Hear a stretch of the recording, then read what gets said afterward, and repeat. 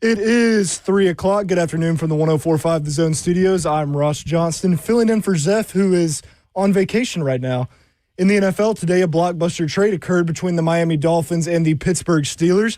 The Steelers are sending safety Minkah Fitzpatrick and a 2027 pick swap to the Dolphins in exchange for cornerback Jalen Ramsey, tight end Jonnu Smith, and a 2027 seventh from Miami.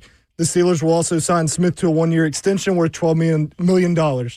In NHL news, the Preds selected center Brady Martin 5th overall in the draft, and on Sunday, the Preds traded longtime center Colton Sissons and defenseman Jeremy Lauzon for defenseman Nicholas Hague and a conditional third-round pick in the 2027 draft. Hague signed a 4-year, $22 million extension with Nashville as well. And finally, EA Sports has announced they will be bringing back the college basketball video game with the scheduled release set for 2028. For all your foundation repair and waterproofing needs, visit USSTN.com. Breaking news at once on your home for the Titans and Vols. This is 104.5 The Zone.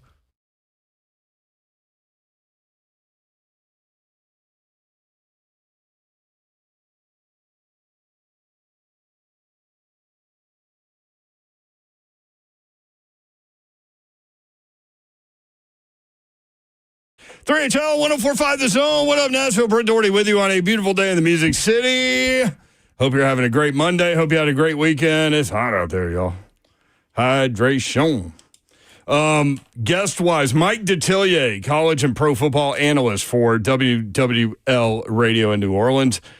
Also NFL draft expert. The Manning Passing Academy was going on over the weekend, and Detillier was there. He's always there. We're going to talk about all of the quarterbacks were there. Like LSU quarterback Garrett Nussmeier and Texas quarterback Arch Manning were roommates, for example. Interesting dynamic there.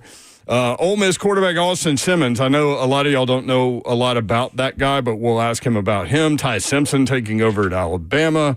I think pretty good fit. Kalen DeBoer's system. We'll talk with Mike Detillier about all of that. Also coming up at 4:20, Chris Lowe talks college sports, senior writer for ESPN.com. We'll do that. Those are the guests that we have lined up. If you would like to watch the show live, you can. YouTube, Facebook Live, Twitter, and Twitch. Twitch, please. There she is. She's back. I'm back, baby. Dawn Davenport. Hit it, Ross. Maybe. Wah, wah, wah. Good start, Ross. There it is. Just getting used to the board back here. Sorry. Executive producer for 3HL is Zeph. He is in Europe. As DJ from Nashville said in the chat, Zeph on honeymoon number 2? Yep, he sure is. Karen asking, how is Slay doing? He had physical therapy today for the first time. So he'll be back when he's ready to be back. And we obviously are thinking about him and praying for him. And he said, how'd PT go? He said, it kicked my booty. He said, can I say that word? Yes. Yeah. He said the same thing to me. So, he's doing well. I don't want to, come across as, he's not doing well. He is, but now it is a transparency. Process. He thought, I'll get a brand new knee and then I'll show up to work 3 days later. I'm like, Slay, no, you won't. Yes, I will. You'll just have to come pick me up. Yes, I will. That's what he told me, that you would, because he can't drive for 3 weeks. So he was like, I was like, you just going to Uber in? He's like, no, Babs. I'm like, no, I'm going to be his personal chauffeur for the next 3 weeks. But anyway, and then he was like, this kind of hurts. I don't think I can. Yeah. I'm like, yeah, you think? Yeah. They just took your entire knee out, dude. Yeah. So, I'll let him tell the story. It's crazy. That's what I said on Friday. It's not my story to tell. No. But he will tell it. And yeah. So you guys It'll know. It'll be interesting. Like there was a time in my life, like I really wanted to be a doctor, a surgeon. Did you get the pictures? Oh, yeah. Oh, Lord.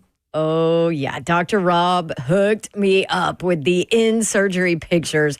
Mr. Babs was like, don't you send that on the group chain. Mm-mm. I don't want to see it. So Slay had to send them separately. That's why I told him to. They're amazing. I don't want to see them. See, I love all that. I love all the I know. guts and glory and surgery and all the things. Well, he will have plenty of time to tell all y'all about what's going on. But follow him on social media and you can get it done. Also, it was his birthday on Sunday. And Happy birthday I know. to Slay. Well, I started thinking, he went on this, Father's Day plunge that he goes on to every year. But I started thinking about his lovely wife, Chris, and what she has to deal with in the month of June. Have you thought about it from her perspective? Father's Day, anniversary, Slay birthday, all in 2 weeks.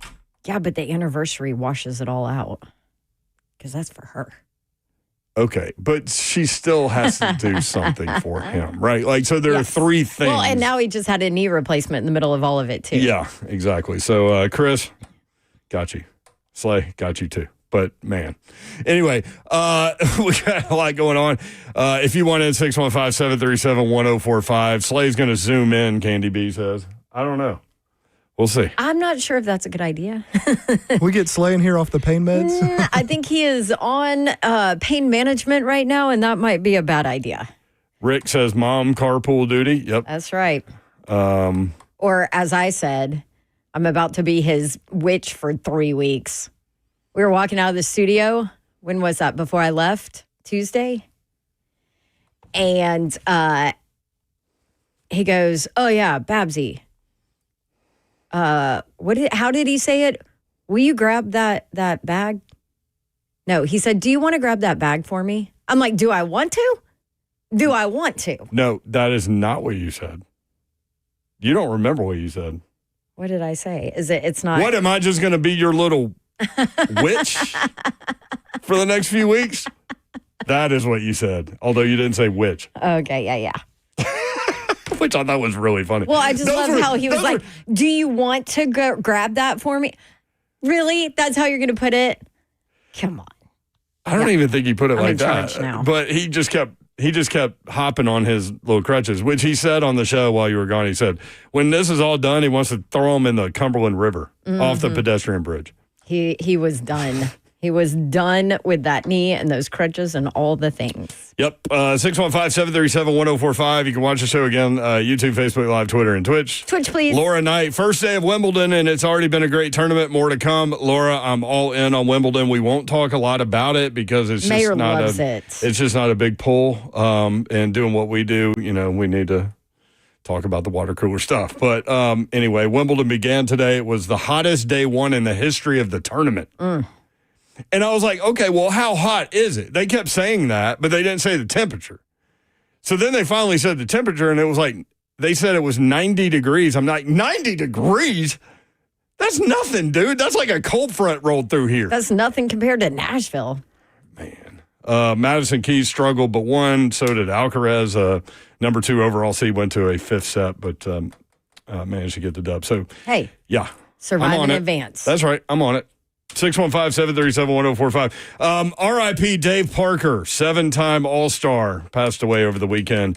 Won 2 National League batting titles, was the 1978 National League MVP, 2 World Series titles, one in 1979 with the We Are Family Pirates and 89 with the A's in the World Series where Kirk Gibson hit the homer that everybody remembers, but the A's won the World Series. Gonna be, and this is the sad part of this story, other than, he passed away. That's sad too. But Babs, he's going to be inducted into the Major League Baseball Hall of Fame in less than a month. Oh, man. Less than a month. Oh, that is sad. Poor guy. So anyway, also another note. But at least he knew. Yeah, that's true. Former Tennessee quarterback Nico Iamaleava is representing UCLA at the Big Ten Media Days in Vegas. How about that? Life comes at you fast, man.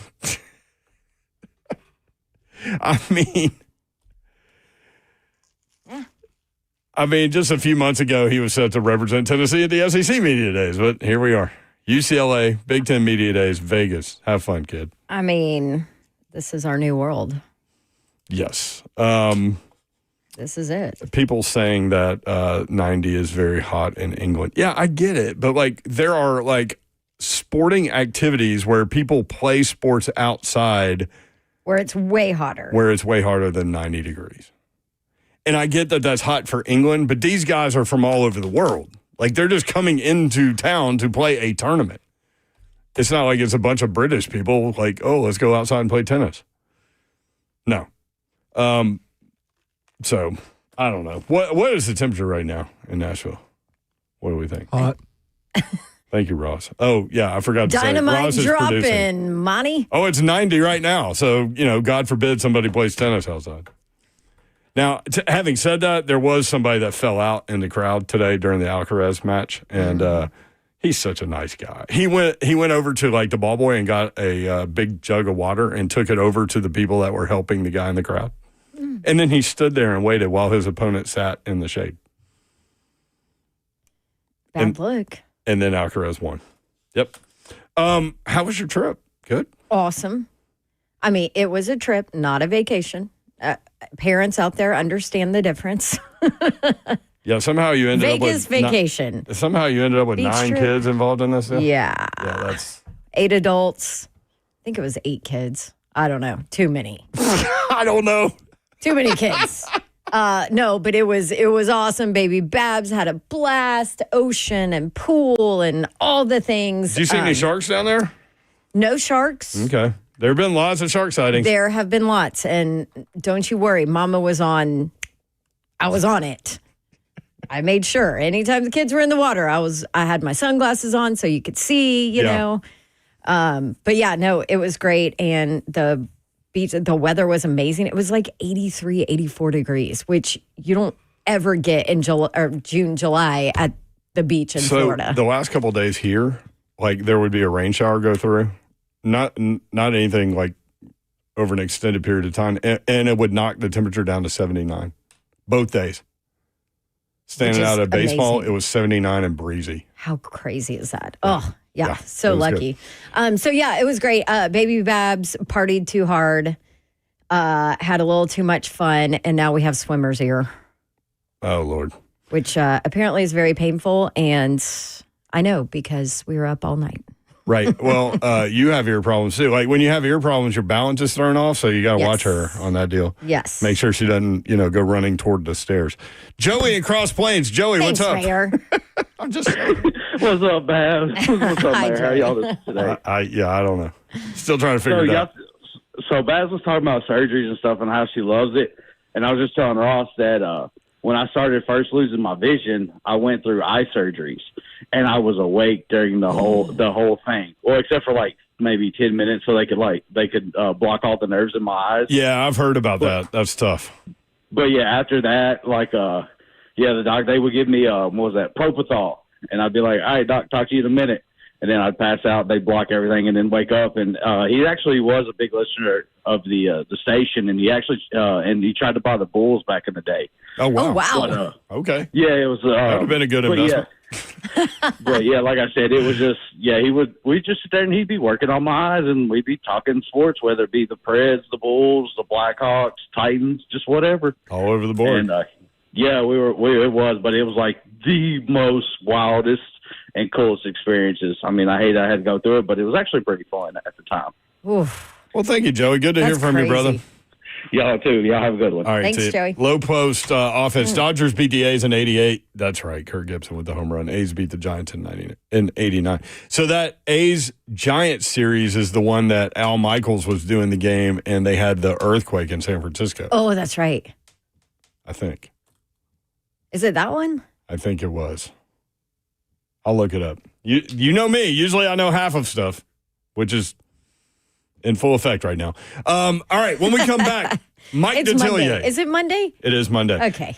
So Don Davenport's favorite accent in the Ever. entire world belongs to Mike Detillier. He's coming up next to say quarterback. Oh, the Manning Passing Academy and all these quarterbacks. I love it. That's next.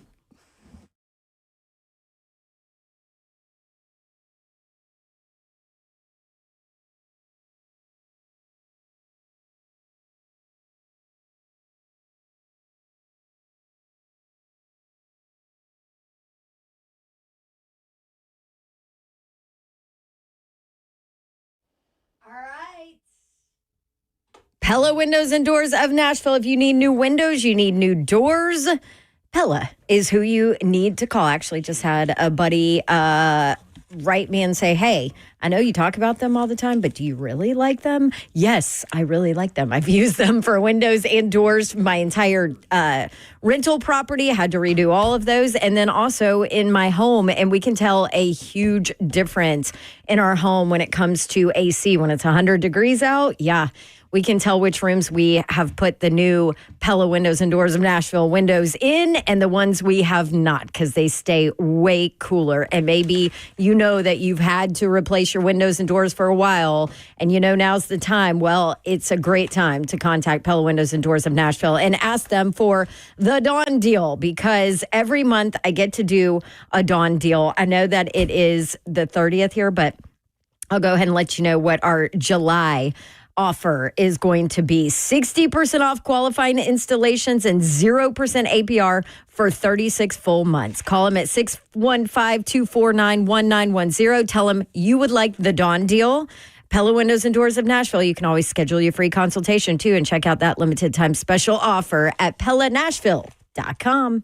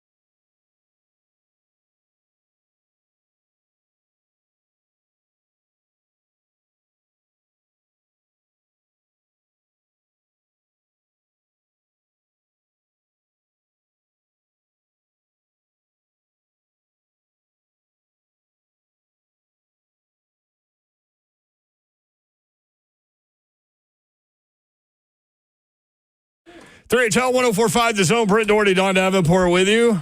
Ross Slay recovering from something this guy has been recovering from as well. Mike Detillier with the knee replacement surgery. Mike, what are you, 3.5 weeks out from that? Yes, 3.5 weeks for me.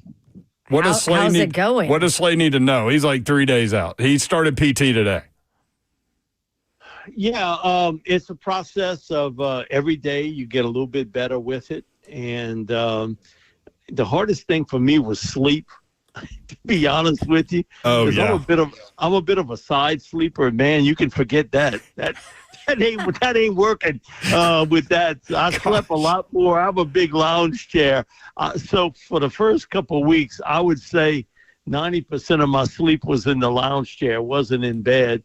And I have a sleep number bed, which is sort of high. So it took me a little while to get in there. So now I'm in the high jump mood. I'm back in there. But, it does get better each and every day. The rehab part, they start you fast. Yeah. It was second day for me. They had rehab at my house, and they got you walking and bending your knee and everything else. And so now I'm at the point where no walker. I am walking with a cane and or without it. I do that part too. So, it just takes a little while. And if you have a little patience with it, I feel so much better than I did before. I probably had maybe a 45-degree bend before, which was really nothing. I'm at 103, I think, is what they told me this morning. So I know Slade, he'll come back from that very, very quickly. But okay, it is a process, and you got good and bad days with it. Well, I appreciate you sharing that, and certainly thinking about you, man. I didn't know you were going through that until we started talking on Saturday morning about Manning Passing Academy. So how were you able to manipulate that situation, like rolling around on grass and stuff? That's a good story. What? Did you have Coach Orgeron? Did you have Edo over there pushing your wheelchair or something? No. Oh, hell no. He ain't driving me nowhere. He's not the best driver in the world. Fortunately, my neighbors retired, and my wife, they basically Ubered me all over. So I got a ride to the stadium, and then Coach Don Rodrigue, longtime coach in the area, he comes to pick me up in a golf cart. He brings me to the facilities where, it's a covered facility where Nicholls State practice if they have rain or bad weather, and they're able to do the interviews there. So when I finished there, I only live 15 minutes away. So I rode back, rested for about an hour or so, went back and do 4 hours of remote, and they drove me around in the golf cart. Wherever I needed to go, they drove me around. So, and I thank them. I really appreciate it. But, it was quite the adventure. And, worst thing is to sit for 4 hours. So every hour they have me up. And even worse is they actually had my orthopedic surgeon there. He was there, so he would come, and he was like, "You feeling okay?" I was like, "Yeah, I got ice on my knee, I got ice on my foot, so everything's real good, Doc. I appreciate it." Yeah, so no funny business. I was able to get around pretty good. Slay just texted in. He said, "I'm attacking it, Mike," and he said he's high as a Betsy bat. I don't even know what that means. Well, man, they try to. The meds certainly help you get over that initial pain. Yes. And then they sort of wean you, they want you to wean yourself off of there. So I haven't taken any of the pain medication. It's been, a week and a half. Yeah, good. So, you gradually, you might take something else, a little less to help you with it. But Slade will be fine with it. I love it. All right, so let's start with this. Mike Detillier joining us. He's been at Manning Passing Academy this weekend. For people that don't know what goes on, you go every year. What is that event, and who attends? There are instructors. There are high school kids. Like, how does that all work? It's the biggest we've ever had here. 1,452 kids, 47 states, 5 countries. It's unbelievable to see this. And, I live right off the highway. So, I mean, I can see all these cars. None of them are Louisiana license plates. It's Michigan, it's Ohio, it's New York. I mean, everybody headed to Thibodaux, Louisiana, to Nicholls State University. So Thursday they go in, check in. They get on the field and kind of warm up their arms. And there's 48 starting quarterbacks in college football that are here. Wow. Archie actually told me, Mike, I was getting them in from like 60 different schools, but I can't take them all in. Yeah. And actually, they had over 1,800 kids sign up for Manning. Wow. But, there's always going to be people, because they sign up in October. Mm-hmm. So things will happen. Maybe they weren't feeling well, or they on vacation, or something happens. And so it got down to 1,452. But I'll be honest, Archie told me a week before, he was like, Mike, we had 1,600 and something. He's like, we can't accommodate 1,600 kids, but they can really only accommodate about 1,000. And then the rest stay with their mom and dads in different hotels or bed and breakfasts, which they got a ton of here on the bayou, or they stay with their parents in New Orleans and they drive them back and forth every day. Oh, what's that drive? It's about 55 minutes. Yeah, that's probably what I would do, knowing me. Yeah, and so, it's so for the parents, hey, drop the kid off. Let's say kid, he's 15, 16, 17, drop him off, and then they visit the city, and then they come back and pick him up at night, at 9:30 once the film sessions are over with. So it's just been unbelievable to see this grow. When it first started, and this was at Tulane University, they had 102 young men. They had 102, and then it expanded to Southeastern, where they Louisiana and Hammond, and they had a little over 300, but they ran out of practice fields.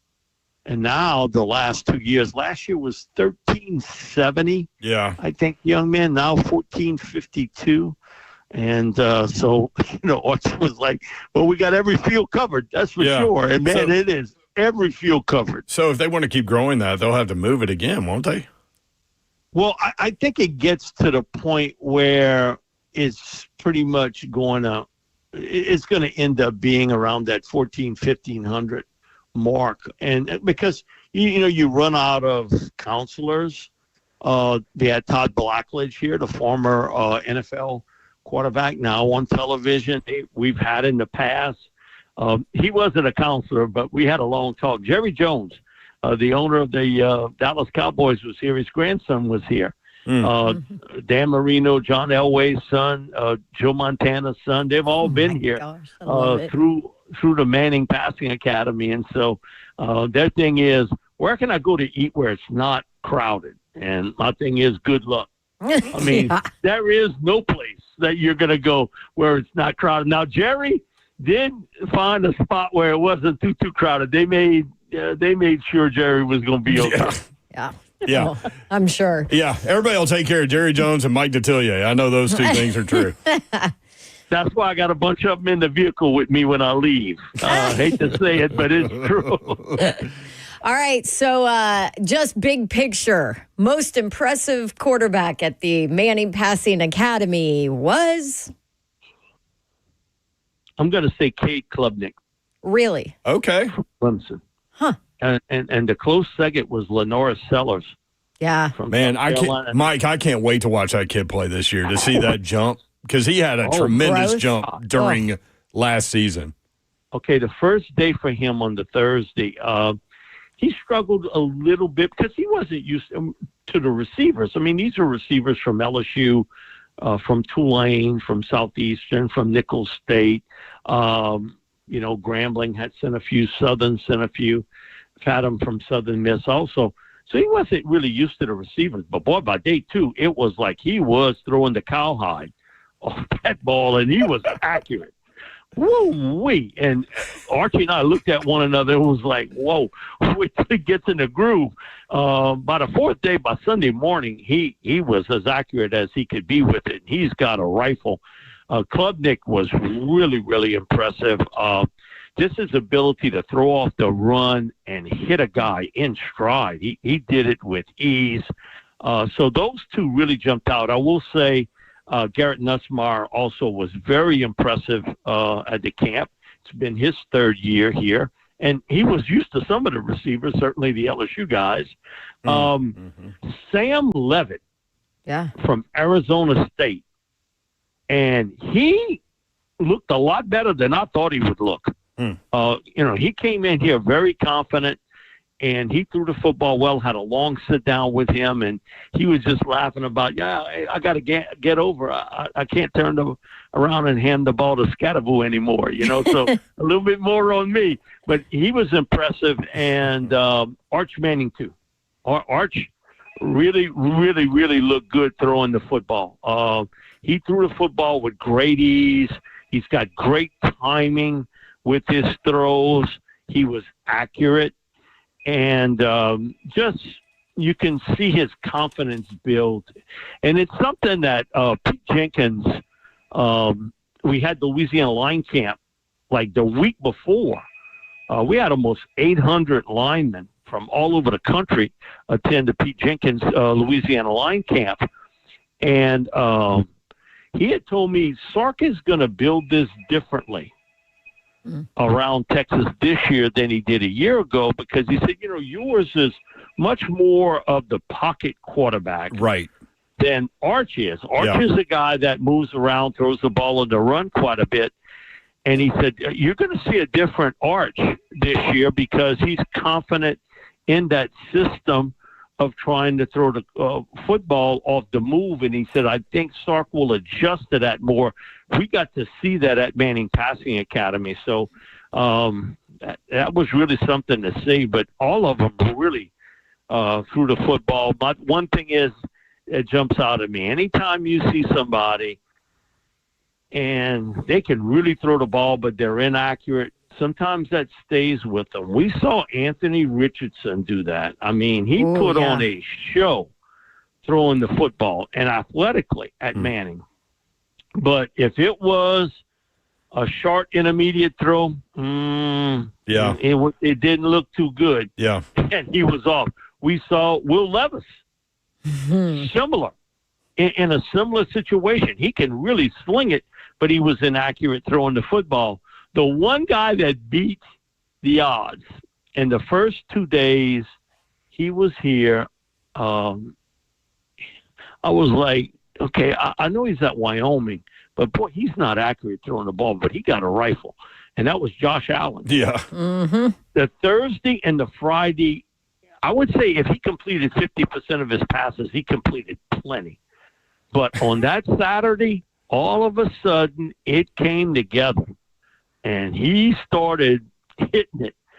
And we get a deluge of rain. I'm talking about a gully washer, where we got a couple of inches of rain in like 15 minutes happened. So we, underneath the stadium, and we all talking, and Josh is trying to convince Archie and Peyton, let's get back on the field. The lightning has stopped.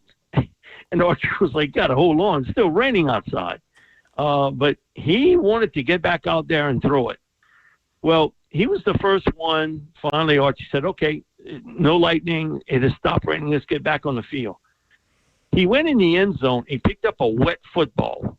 And, I mean, that ball had been out there, and it had really caught that rain for that 15, 20 minutes. And he launched one 80 yards. I have never seen a guy throw a wet football 80 yards. I mean, we just sort of looked at one another, and it was like, whoa, that is something you're not seeing here, Watch, because throughout all the years of the 20-something years of Manning, Matt Stafford, to me, still stands out as the best I've ever seen throw a football. And from every angle. Yeah. I mean, if it was over the top, if it was off the move, you name it. He was unbelievable. They had a group of people watching him, just to watch him throw the ball. No rush, no nothing. Just throw it. And Frank Monica, my friend who coached 30-something years in the high school ranks and also at Tulane University. So I ain't never seen nothing like that. I've never seen a guy throw the ball that accurate in my entire life. And he was launching them 50, 60 yards every play and with ease. But this week was certainly dominated. I think Klubnik, I think Lenore Sanders, Nussmeier, Manning, Levitt really, really looked good. So I want to hit a little bit on Manning. I'm sure you heard what Steve Spurrier said. I figured you did about him. Like, okay, well then why didn't, if he's that great, why didn't he play last year? And, over Ewers, who was a 7th round pick. And I feel like there's a lot of division on Manning. Like, people either think he's going to be the Heisman Trophy winner next coming, or they think he's completely overrated and he hasn't done anything in college yet. And we're split on this show even. So I know obviously you have a great relationship with the Manning family and all that, and I'm sure you've watched this kid grow up, but I just want your take on what Spurrier said and kind of that division with people talking about Arch. First of all, I know Steve pretty well. Yeah.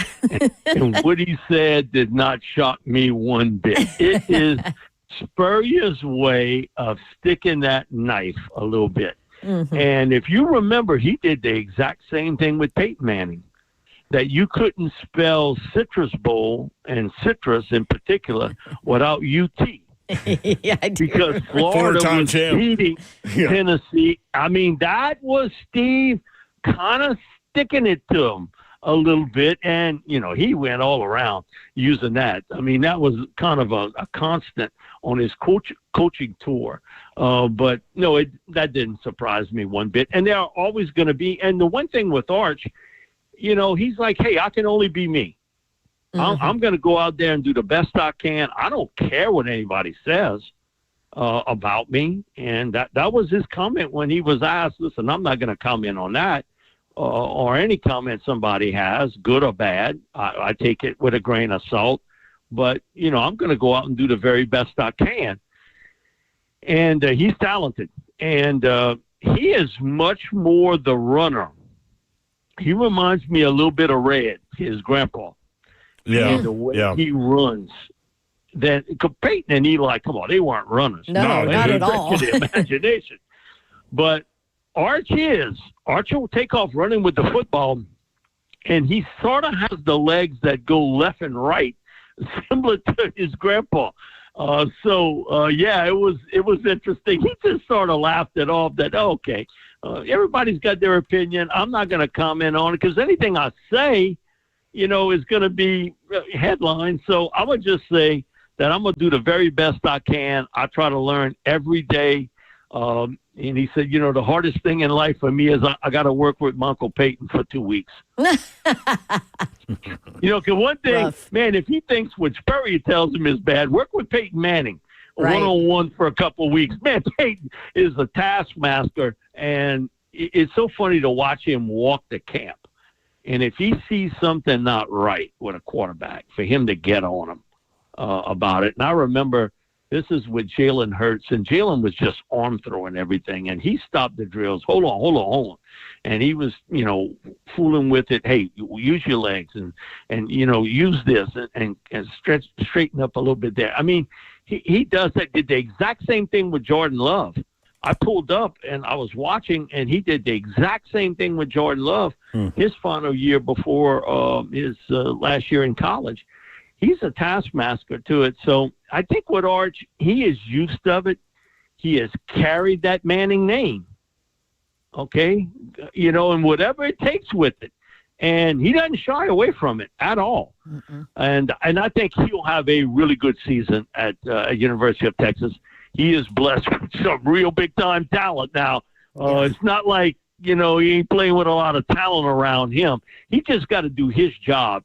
And he emphasized that to me in the interview that I'm here. I just got to do my job and not turn the ball over. Yeah. Yeah. And the one thing he said I have learned is sometimes an incomplete pass is the best throw I can make. And Yeah. he said sometimes I was forcing things with a pass that I shouldn't have. And sometimes that's really hard for a quarterback. You know who said the exact same thing to me? Patrick Mahomes.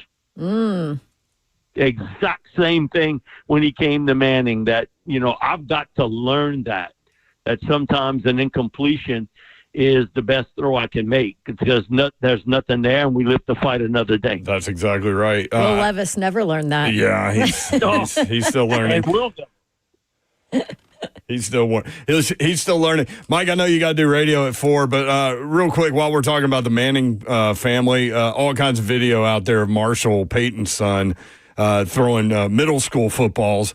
How good do you think that kid can be? I asked Archie about it, and he said, Mike, I think he's got a chance to be pretty good. He's got a chance to be pretty good. And he's in the middle of everything. And this was 2 years ago. They have a competition every year where if you can throw a football through a basketball hoop, which is about 25 yards away, you win a year of Raising Cane's chicken. Oh, let's go. So Todd Graves, the owner of Raising Cane's, I mean, he lives in Baton Rouge. Yep. He's a Louisiana guy and everything. And so he pestered Archie and Peyton until finally Arch was let him throw. And he threw it right on line, but it went right under the rim twice. And then he wanted a third shot at it, and Arch was, no, that's it. That's all you get. You get 2 shots like everybody else with it. And who ended up winning it that year? And I mean, some guys had some real innovative ways to try to get it in the hoop. Yeah. Anthony Richardson tried to hit the backboard so hard that it would go up in the air, and he thought maybe he could get it to fall in. Well, that didn't work. But Spencer Rattler, who was at South Carolina at that time, first shot, sank it, and then did it again. Whoa. Raising Cane's. And then he tells me later, he said, I didn't keep the certificate. He said, my sister loves Raising Cane's, so I gave it to her. Wow. This year, you would figure. Yeah. A Louisiana guy. Nussmeier got it. I love it. That could be added to his little NIL package right there. Hey, Detillier, so Jeff Levy probably headed out after this season. Any chance Ed Orgeron goes from Ole Miss to Mississippi State? I would say that's a very big no. Man, Coach O's having a good time. He just got inducted because he had to spend a little bit of time away from the game. He just got inducted into the Bayou Region Hall of Fame. So we had a lot of laughs, me, him, and Abear, and a lot of stories we couldn't tell. Oh, I bet. Nothing we can talk about on air. Huh? Yeah. Nothing we could talk about, but his son, and I got to talk to Cody for a long time, and, he coached Cam Ward at Miami of Florida. And he was like, I'm just telling you. And he said, I told this to the Titans people. You pick him, you don't have to worry about your quarterback position for the next 15 years. He's that good. Damn. Let's go. Damn. Way to leave us with that, Mike. But, man, he said, I only wish I had another one like him. Well, okay, because he knew that he said no matter what, no matter how far we were behind, he had great confidence in himself. He was a leader. He says, sometimes looks are deceiving the way he is, and sometimes he's got this real quiet confidence about him, the way he talks to players, and they believe in him. And he was like, we were in situations. And he told me the story about when they were losing the cow, and he was like, I just went up to him and I said, Cam, man, you got to make some plays. He was like, Coach, calm down. We're going to be okay. We're going to win this game.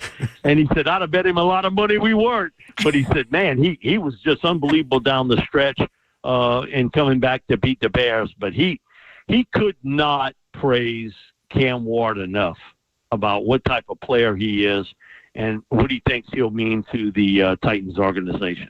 Well, Mike, That's awesome. appreciate that story for sure, and we'll probably clip that and play it again later. But thank you. Speedy recovery, my friend, and it's always Thanks good so to hear much. your voice. I appreciate it. Hey, they got people a lot worse off than me. I'm good. Yeah. But I appreciate it. Thank you. All right, Mike Detillier, there you go. Thanks, Detillier. At Mike Detillier on X, give him a follow. You love how he says quarterback.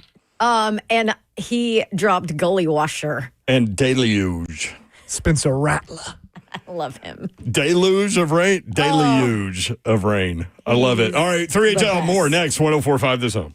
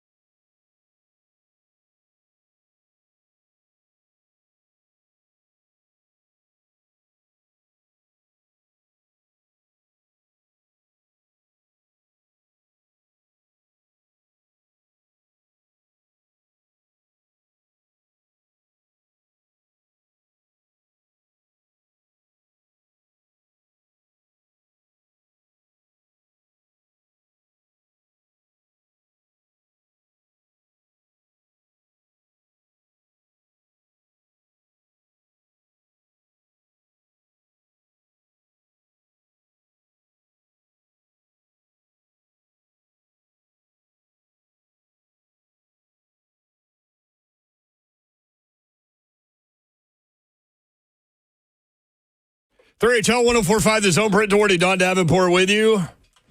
Rod Slayton recovering from knee replacement surgery. He is in the chat. So if you want to get involved there, you can. YouTube, Facebook Live, Twitter, and Twitch. Twitch, please. Always love having Mike Detillier on. You can give him a follow at Mike Detillier, NFL draft expert, but certainly covers the NFL for WWL Radio in New Orleans. Good to get his take on a lot of things. Arch Manning. He said the most impressive guys at the Manning Passing Academy, Cade Klubnik, LaNorris Sellers.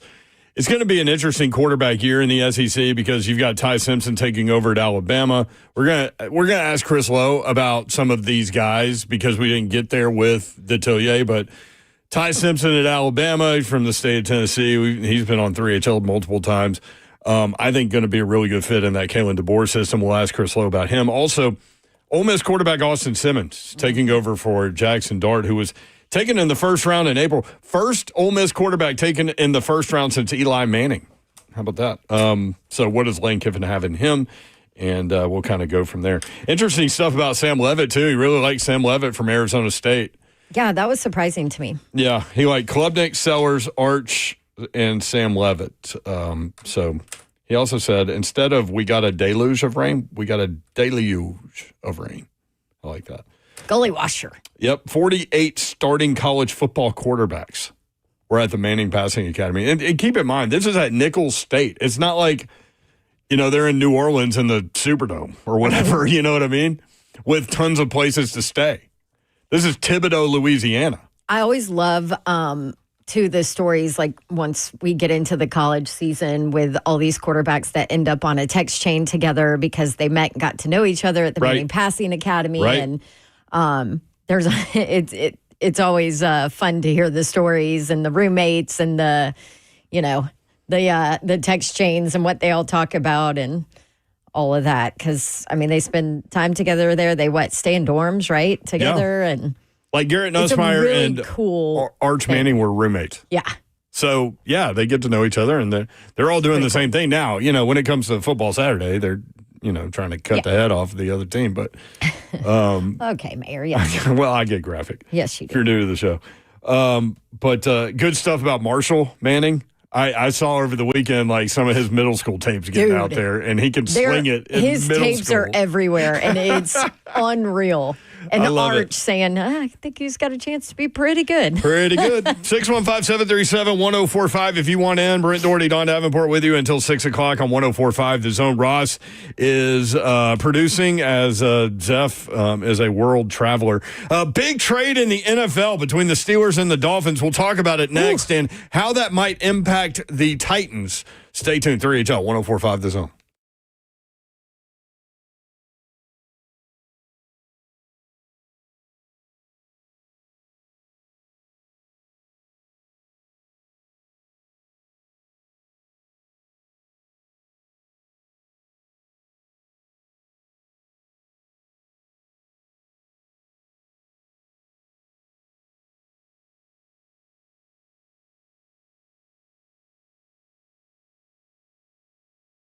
BrentwoodJewelry.com, 7012 Church Street East, located in the heart of Brentwood, just off Franklin Road. You looking for an opportunity to get you something for your loved ones, a friend, a surprise gift, birthday gift, celebration of an anniversary, a graduation, whatever it may be, they're going to fill all your needs, man. Brentwood Jewelry has been doing this for a long time. Matter of fact, for over 50 years, they've been bringing you exceptional style and exceptional deals every single day. Now, all you got to do is hustle off in there, man.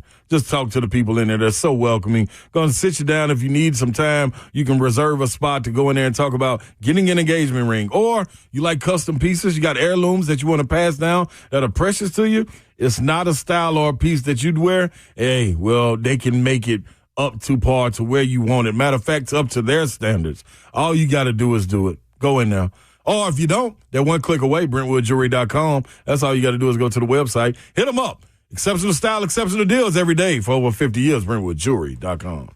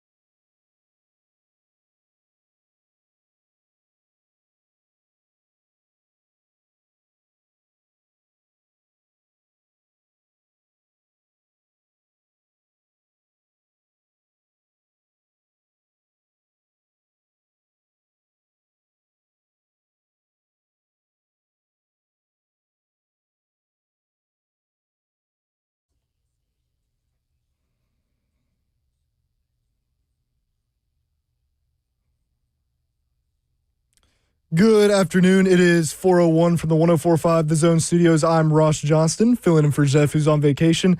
In the NFL today, a blockbuster trade occurred between the Miami Dolphins and the Pittsburgh Steelers. The Steelers are sending safety Minkah Fitzpatrick and a 2027 pick swap to the Dolphins in exchange for corner Jalen Ramsey, tight end Jonnu Smith, and a 2027 seventh from Miami. The Steelers will also sign Smith to a one-year extension worth $12 million. In NHL news, the Preds selected center Brady Martin 5th overall in the draft, and on Sunday, they also traded longtime center Colton Sissons and defenseman Jeremy Lauzon for defenseman Nicholas Hague and a conditional third-round pick in the 2027 draft. Hague also signed a 4-year, $22 million extension with Nashville as well. And finally, EA Sports has announced they will be bringing back the college basketball video game with scheduled release set for 2028. For all your foundation repair and waterproofing needs, visit USSTN.com. Breaking news at once on your home for the Titans and Vols. This is 104.5 The Zone.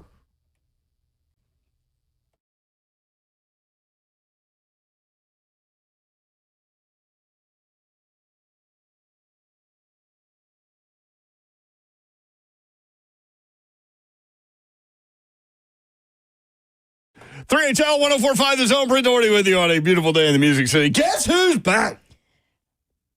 Don Davenport. Babs is back. Not Eminem. Let's go. Happy Monday, everybody. You're nice and tan over there. I am tan. It wasn't the mobile bus that came by the house either. No, it was not the spray tan. It was real sun, regardless of my 50 sunscreen, because all we did was sit in the sun. Is that what you did, 50? Yeah, although I missed my back. And so if you see me scratching my back. Oh. I know. Baby Babs goes, you should have put sunscreen on. Oh, I'm like, okay, 5-year-old, because I always yell at her to put her sunscreen on. Yeah. Until that child is a teenager. This is going to be unreal. I can. Babs and her tude with baby Babs as a teenager in her tude. Because she already kind of is a teenager in the things she does and says. But she says some things.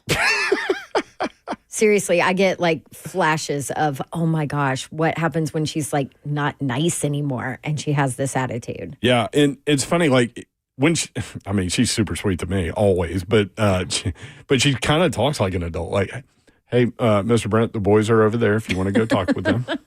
Like, okay, Hadley, the boys, thank you, yeah. Thank you, Hadley. I will go do that.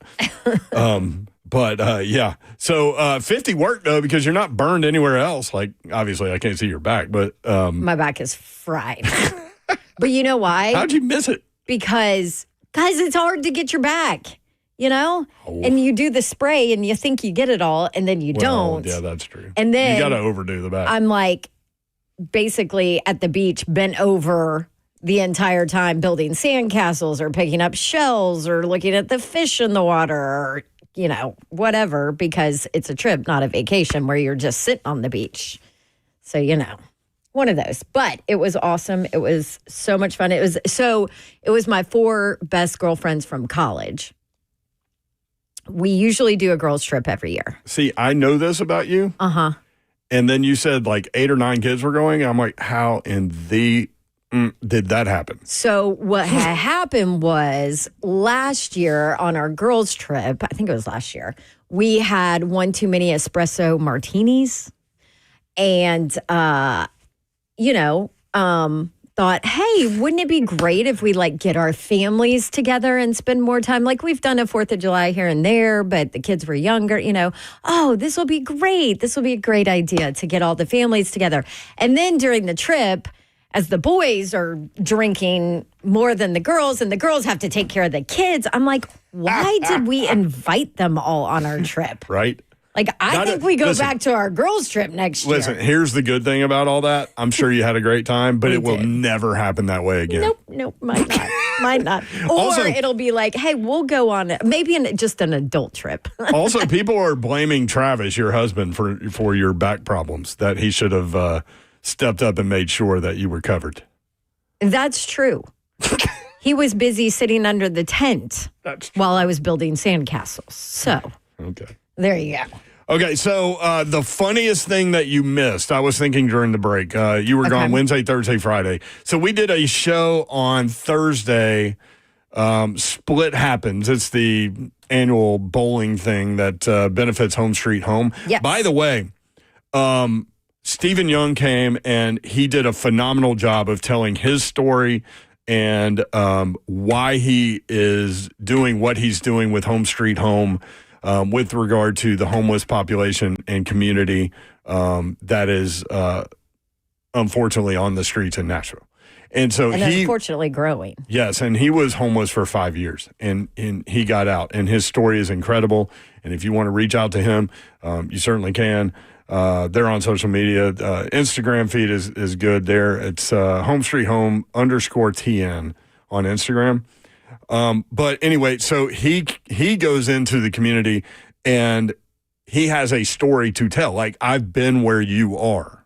Right. Because a lot of people just do not trust anyone that are on the streets. And so he does have that ability. And so I asked him, how many people have you gotten off the streets? And he said, we're up to over 800, which is unbelievable. So that's a great number. So wow. He told me, this is after he appeared on 3HL, after the show was over. The messages while he was talking in our chat were just unbelievable. There's so many caring and prayerful people in this town, and especially our listeners. Yes, and we're so proud to be from Nashville and how giving and caring this community is, and you know, we all have differences of opinion and lives and all these things, but when it comes to it, we're all here together, and we're all here to help each other, and I love that about Nashville. Now, so we're getting ready to bowl, and Zeph is putting names into the computer. Stephen Young comes up to me and he said, I just got a call from a guy in Kansas City that said he just heard me on 3HL and he wanted to donate $500. Oh, wow. That's amazing. And so it was well over $1,000 from the people that donated while he was on the air. I don't know what the total is now, but I do want to let you guys know if you want to give, it's so easy. They're on Venmo at Home Street Home. On Venmo at Home Street Home, and they do amazing work. Now, I say all that to say this. The funniest thing that you missed in those three shows, Dawn Davenport, was Bert. Oh, Big Boss Bert. Bert came on, works with Lucas and Buck, 10 to 1 weekdays on 104.5 The Zone. Bert is now an assistant program director for 104.5 The Zone and WTN, Super Talk 99.7 WTN. So I asked him, how in the world did you get into management here with not only one station, but two? And he quickly responded, I slept with the boss. And I was like, wait, what? So we're laughing about that. And Paul Mason texts me and he goes, Bert is so funny, isn't he? And I was like, did you hear what he just said? I don't think so. And so Bert goes, who'd you get a text from? And I said, Paul Mason. He goes, yeah, that was him. That guy, man, I have no idea what's ever going to come out of that guy's mouth in any given moment. There was a big trade in the NFL between the Steelers and the Dolphins today. So Miami agreed to trade three-time All-Pro cornerback Jalen Ramsey, who is from here, and tight end Jonnu Smith, who used to play for the Titans, in exchange for All-Pro safety Minkah Fitzpatrick, who played at Alabama. The Dolphins are sending a 2027 7th-round pick in exchange for a 5th-rounder also. So there was a pick swap in addition to Minkah Fitzpatrick going to Miami for Jonnu Smith and Jalen Ramsey going to Pittsburgh. Who got the best of the deal? Jalen Ramsey played in all 17 games last year. He had 60 tackles, 1 sack, 2 interceptions. Keep in mind, people kind of stay away from him. This will be 1,000%. They all stay away from him. Yes, this will be year 10 for Jalen Ramsey. Can you believe that? Because all of us can remember when he was here playing high school football. Mm-hmm. And then at FSU. And then at FSU. Tight end, former Titans tight end, Jonnu Smith, heads into year 9. Y'all check this out. He had a career-high 88 receptions, for a career high 884 yards and a career high 8 touchdowns last year. So he started talking about. Would have been nice to have him on that Titans We roster. all talked about it when he was with the Titans that he would explode. Yep. But he started talking about maybe holding out and wanting to move, and because he's going the last year of his deal and all this stuff. So they did. They moved him. Minkah Fitzpatrick is a safety, all-pro. Going into year 8, he played in all 17 games last year. He had 96 tackles, 1 forced fumble, and an interception. These are 3 really good players, right? Who won the deal? I would think that Pittsburgh won it. I don't think there's a question that Right. Pittsburgh I won think Aaron Rodgers is going to love Jonnu Smith. And Jalen Ramsey's Jalen Ramsey. And you made a point during the break. You like the marriage now with Jalen Ramsey and Mike Tomlin. So, listen, I love Jalen Ramsey. Sometimes he's a lot, right? We all know that. Sometimes he can be a lot in a locker room, extremely competitive. He just got put to sleep to have tattoos put on his leg. That's That's different. And I sent that to Slay, and Slay was like, "A lot of people do that." A lot of Babs." people do I'm that. like, I just didn't know. I just okay, didn't know that. I'm like, Yeah. I don't want to be More put power to to him. sleep unless I have no choice. Right. I mean, Yeah, you're taking I don't want something it to from be my an body. Option, yes, yeah, but obviously, you know, with Ramsey, super competitive. Sometimes he rubs people the wrong way. Sometimes he rubs teammates the wrong way, coaches the wrong way. I mean, you've seen it, right, throughout his career. And I'm not saying anything negative about Jalen Ramsey personally. I'm just saying sometimes I think that maybe there's some miscommunication there. He has some issues with some teammates, coaches, whatever, right? There is probably not a better coach in the league for him to be under than Mike Tomlin. And can I say this? With the moves the Steelers have made with what they're doing, I know it sounds crazy, but they think they're on a Super Bowl run here. Yeah, George Pickens is the one just from a production level, but from what we hear, it's more of a addition by subtraction kind of thing with all of this stuff with him. And Mike Tomlin has tried with him, right? But here's the thing about Jalen Ramsey. And I don't know George Pickens at all, but, you know, we've been around Jalen Ramsey. He's been on 3HL. He's been in his studio on 3HL. He's a really smart dude. Extremely intelligent. So, you know, I think when he gets around Tomlin, like, I mean, I think this is a great next step for him. But think about it. Aaron And I'm Rodgers, not a Steelers guy. I love you, Ramon. But I'm not a Steelers guy because I grew up an Oilers fan, and that was you either are or you aren't. that was AFC There's Central. no in between on the Steelers. That was AFC Central stuff, and you know we moved past that. But anyway, I think it's a great move if you're for the Steelers, you don't make this move, these moves as a whole, if you don't think. I mean, Aaron Rodgers last year. You have DK Metcalf. You have what's the corner? Darius Slay. Darius Slay. Yeah. To me, like. And now Jalen Ramsey, like you're not making all of these moves if you don't think you have a chance to go get a Super Bowl this year. Like I mean, from the outside, we're like, oh, the Steelers are kind of a mess, right? But from the inside, they don't think that. Randall on Facebook, I feel like we'll be seeing a scuffle between Ramsey and Metcalf soon at practice, probably. Oh, no doubt. I was just about to say, how much would you Probably. pay for a ticket to see one-on-ones at Steelers practice? No doubt. Well, I mean, DK Metcalf, he fights with everybody. So, but it's not like a violent thing. It's like a it's competition a thing. competitive thing. Yeah. M. Bob on YouTube, I wonder if we still had Jonnu and AJ, whether Levis would still be in the conversation. That's an interesting question. 615-737-1045. Maybe. Easton Freeze brought up a couple of ways as to how this could affect the Titans. We'll talk about that next. If you want in, we'd love to hear from you. 615-737-1045. Actually, we're going to talk with Chris Lowe next. I get ahead of myself, but we will come back to this topic. Here's what we're going to talk with Chris Lowe about as I reset my own brain. We'll talk about some of these quarterbacks in the SEC. Ole Miss quarterback Austin Simmons. What does Lane Kiffin have with him? Ty Simpson taking over at Alabama. What does that look like? Lenora Sellers, Kay Klubnik, most impressive, according to Mike Detillier at Manning Passing Academy, Arch Manning and Sam Levitt as well. We'll talk about quarterbacks next, college football quarterbacks next, with Chris Lowe, senior writer, ESPN.com.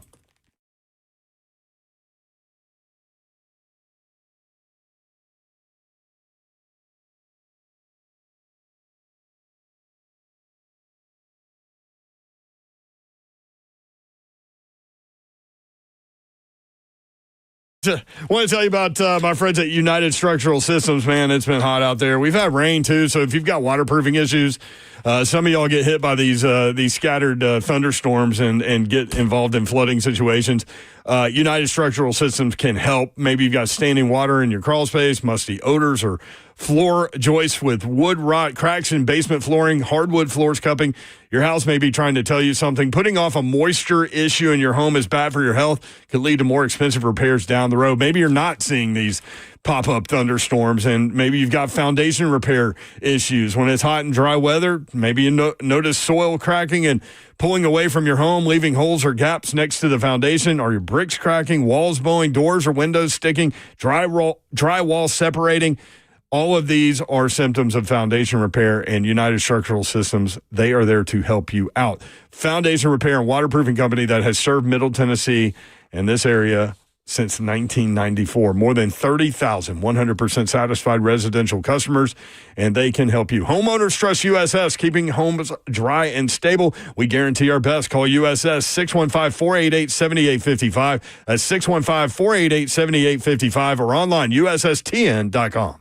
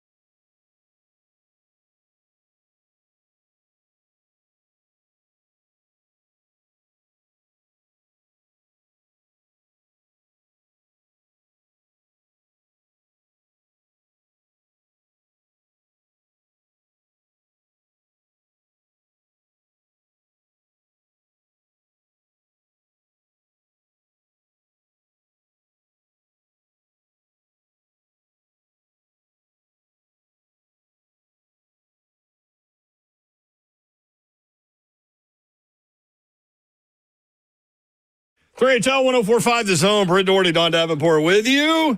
Chris Lowe, senior writer for ESPN.com, joins us now. And it wasn't that long ago that you were sitting at the AC/DC concert, Chris, over at Nissan Stadium. A day later. That's right. About a month ago, a little over a month ago. So it was, I'm ready to go back. I'm ready to go to Europe. They're on their Europe swing right now. Playing in Prague, Germany. Let's all getting together and go to France. We'll go visit Normandy and then go see him in Paris. That'd be a pretty cool trip. That's where Zeph is right now. He's in Europe. Our producer's in Europe. I'm 52 years old, Chris. I've never been to Europe. Well, it makes two of us. And my bucket list item is to go to Normandy. And I'm going to do it. Yeah. I've had so many people go and say that it's the most memorable trip they've ever taken. So I'm looking forward to it. I've got to quit putting it off and just do it. Just lock it in and go. That would be incredible. My granddad was in the group that was at the Anzio beachhead. So I've always wanted to go to Italy and eat. Well, yeah, I mean, I'm drink wine. I've thought about it. I've never gone, but there's so many places over there I'd love to visit. Obviously, the Colosseum, and we mentioned Normandy, but it's there's still a few places in this country that I haven't gone. I'd like to get to, but I don't. I'm going to make it happen. I'm glad we had this conversation. I'm going to start sort of zeroing in on my wife and make sure we sort of, as I said, lock that in, because I was talking this summer with someone who was just over there and just talking about how the hair on their arms stood up when they go out on the beach. They're in Normandy, and certainly the cemetery where all the people who came ashore didn't make it, guys that were, in a lot of cases, 18, 19 years old. And just all you just sort of feel the souls there with you when you're standing on the beach there in Normandy. Yeah. My grandfather, like a lot of people that went through World War II and all of that, he didn't really like talk about it at all. But it's funny. We watched Saving Private Ryan together, and the storming of the beach scene at the beginning of that movie.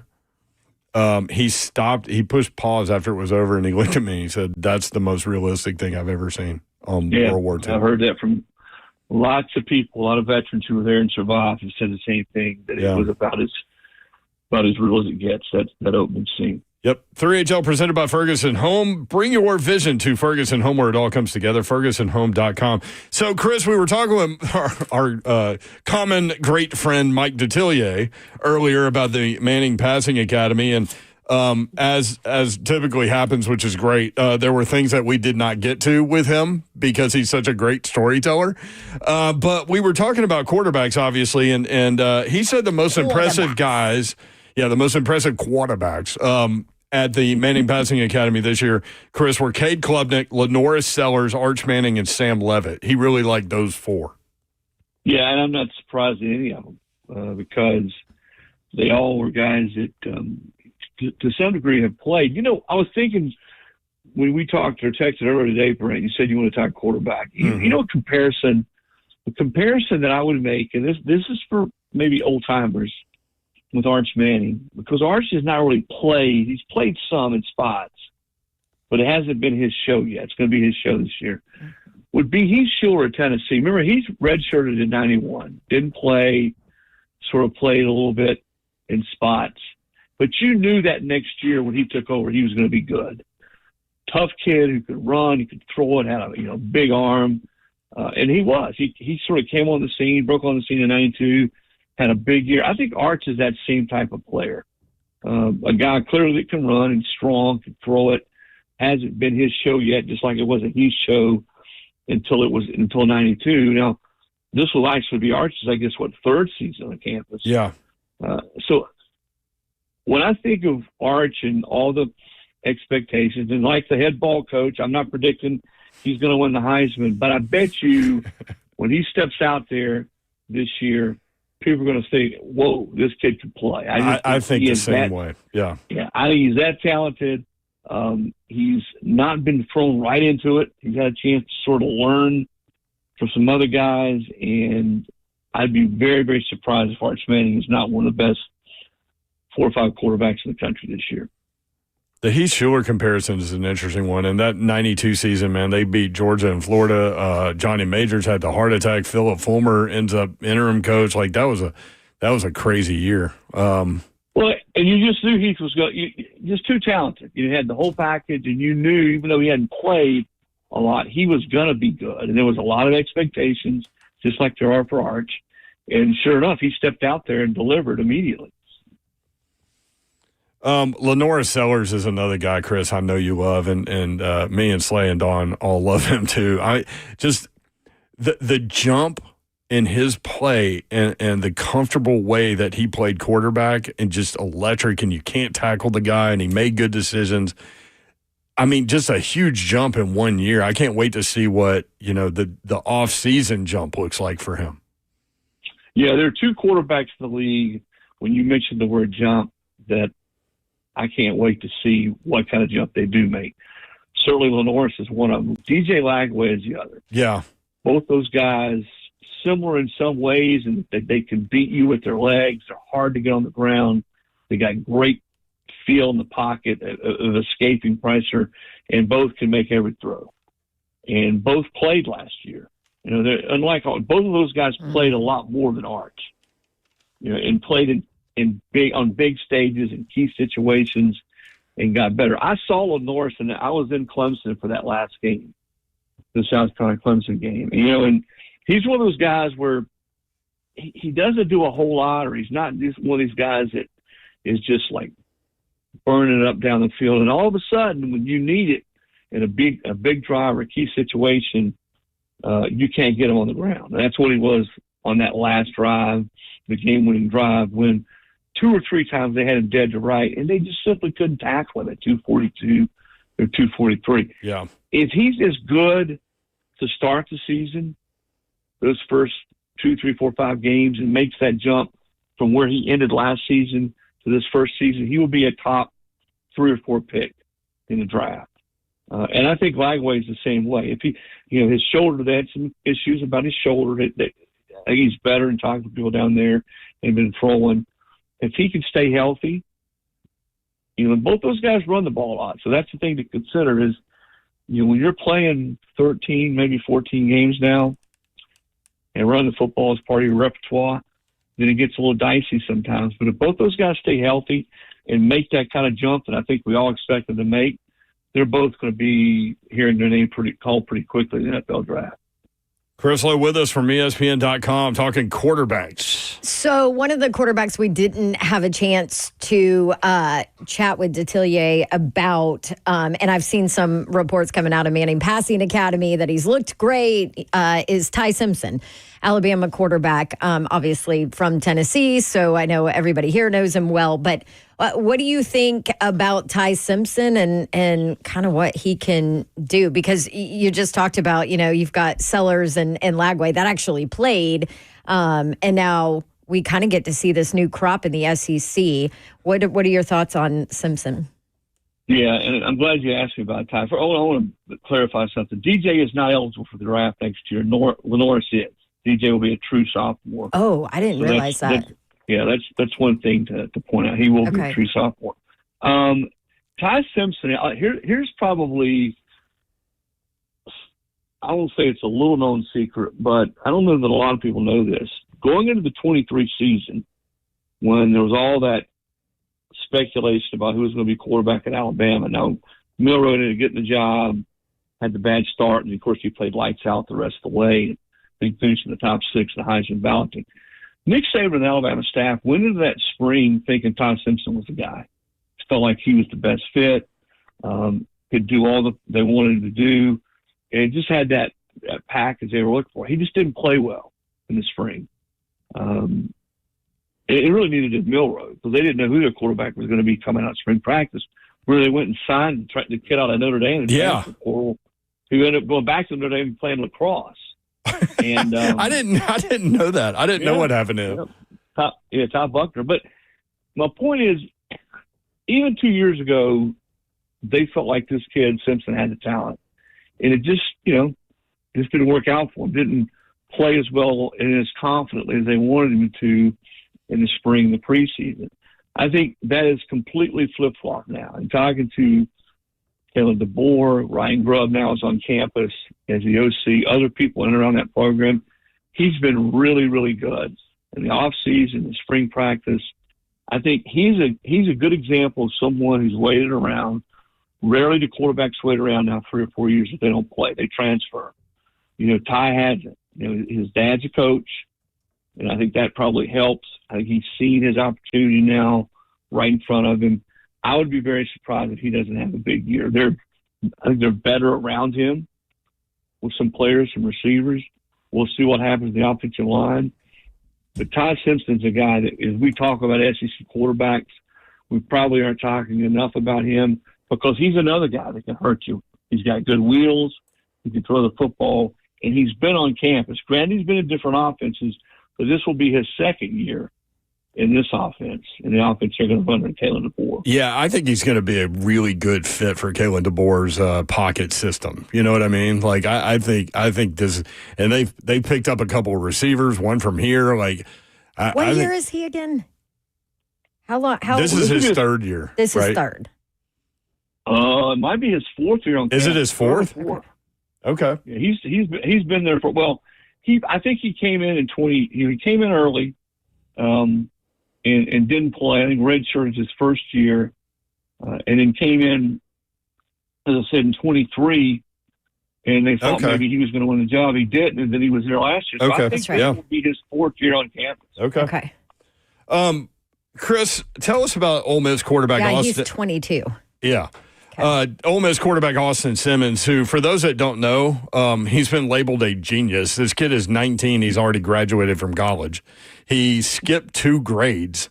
Just like all of us. Yeah, phenomenal athlete. What does Lane Kiffin have in this kid, Austin Simmons?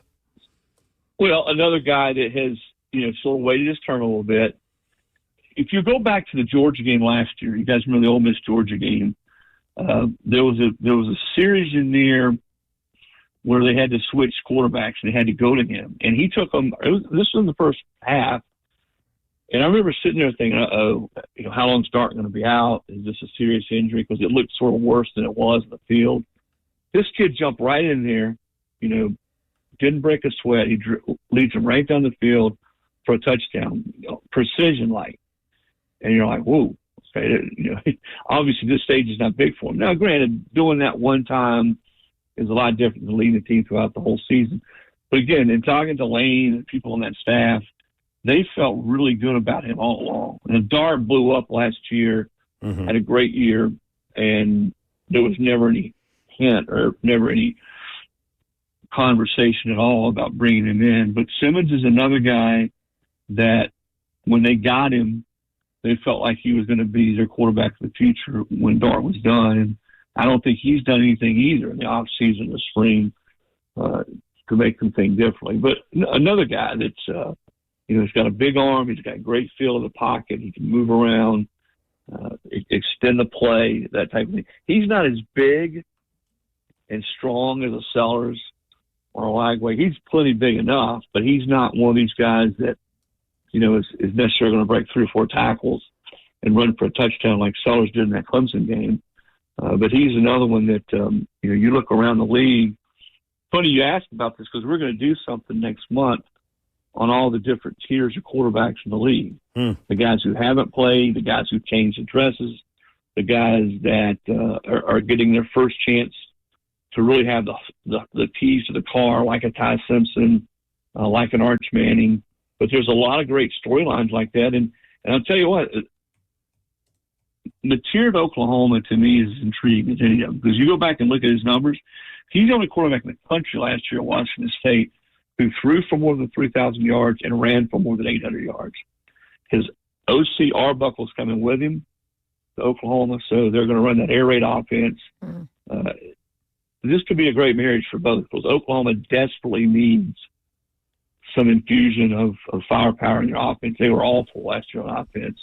And from a tier coming in to a place like Oklahoma where they've really gone out and you look at some of the people they've brought in, receiver, at running back, the odd kid from California, they hit the portal hard for offensive linemen. He's another one I think SEC fans are going to watch play and say, man, this kid can really play. How much pressure is Mark Stoops under with everything that's happened this offseason, with the bad year last year? Zach Calzada, who's been all over the place, I guess is going to be their quarterback. He was at Texas A&M, Auburn, Incarnate Word, and now Kentucky. But the weird story about losing one of his good friends that was an assistant to Louisville and all of these things, it's kind of wild up there. It's stacking up against him. There's no question. And I think when you look at Kentucky and some of the issues they've had recently, they've had so many different offensive coordinators. You know, it's been just a revolving door of guys coming in and running the offense, and they haven't had the success. You know, when he had it going, when Mark was that stretch where he'd won 10 games a couple different times and, you know, beat Florida a bunch of times in a row, there were two constants there. Number one, they could blow your nose on offense and run the football. And number two, defensively, they were just salty and nasty. And they haven't been either, really, in the last couple of years. They've been better on defense, probably deserve more than they've gotten on defense. But the offense has been the problem. And I think a lot of it is the lack of continuity of the offensive coordinator. They've turned the ball over a lot on offense, that type of thing. So, yeah, and you're right. Losing his right-hand man to Louisville was a tough blow. And, you know, I've always said Mark has not gotten the credit he's deserved because he built that program from the ground up. I mean, Kentucky was, you know, in the ashes. He built it up, and it got to the point where they were, you know, pretty regularly winning 8, 9. They won 10 games. Kentucky had not won 10 games in years, and were beating teams that they had not beat, i.e. Florida. Now, they didn't beat Tennessee. They haven't beaten Tennessee, and I think that's the thing. When you don't beat your rival that the fan base most wants to beat with any consistency at all, even when you're doing things that haven't been done, that's the thing people bring up the most. I mean, it's much like as good as Tennessee was all those years, they never could beat Florida. And I know that's stuck in the craw a lot of Tennessee fans, but Tennessee had more success nationally than Kentucky has. So, no, I think this is a big year for him. He's been there a long time. You know, he's the dean of SEC coaches now that Saban's gone. But I think you got to ask yourself realistically, and I don't mean this as a knock to that program or Mark or anybody else. What's the ceiling there? Yeah. Has he hit the ceiling? I love Stu. I also love college football, and I love that we're talking about it. And SEC Media Days is next month, or, tomorrow to be this month. So looking forward to it. Chris, great stuff, man. Always appreciate the visit. Hey, tell him, man, Slay, I got his back, all right? Well, he needs it. We'll He's tell in him. rehab. We'll tell him. Yeah. You tell him he'll be out there reverse dunking in no time. That's exactly right. There he is, Chris Lowe at CLO ESPN. When we come back, we talked about the big trade, Pittsburgh and Miami. If you missed it, we'll tell you what that is. But also, how does that what else is Pittsburgh doing? TJ Watt, a lot of teams reaching out about TJ Watt. We'll talk about it next. 3HL 104.5 The Zone.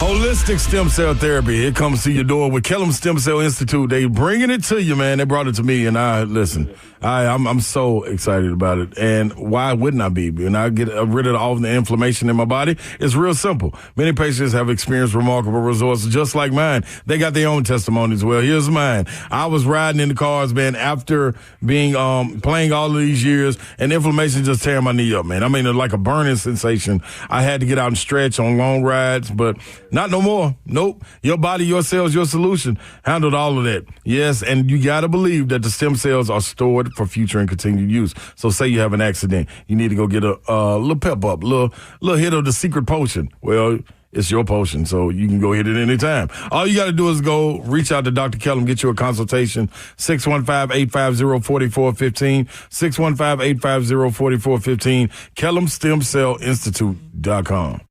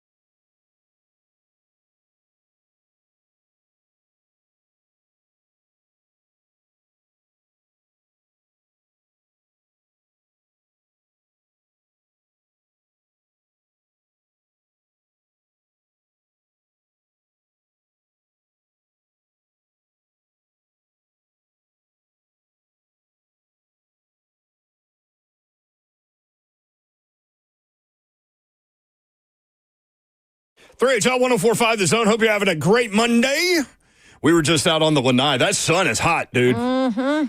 Say it every day, man. Thinking about y'all that are in the construction world or the window cleaning world or the landscape world or whatever you're doing outside, man. You guys know how to hydrate and take care of yourselves, but we're thinking about you. 3HL presented by Ferguson Home. Bring And then your it's vision cold in this building. to Ferguson Home, where it all comes together, fergusonhome.com. It is not cold in here. Yes, it is. That's why I have to go outside because it's like 2 degrees in You're here. a vampire.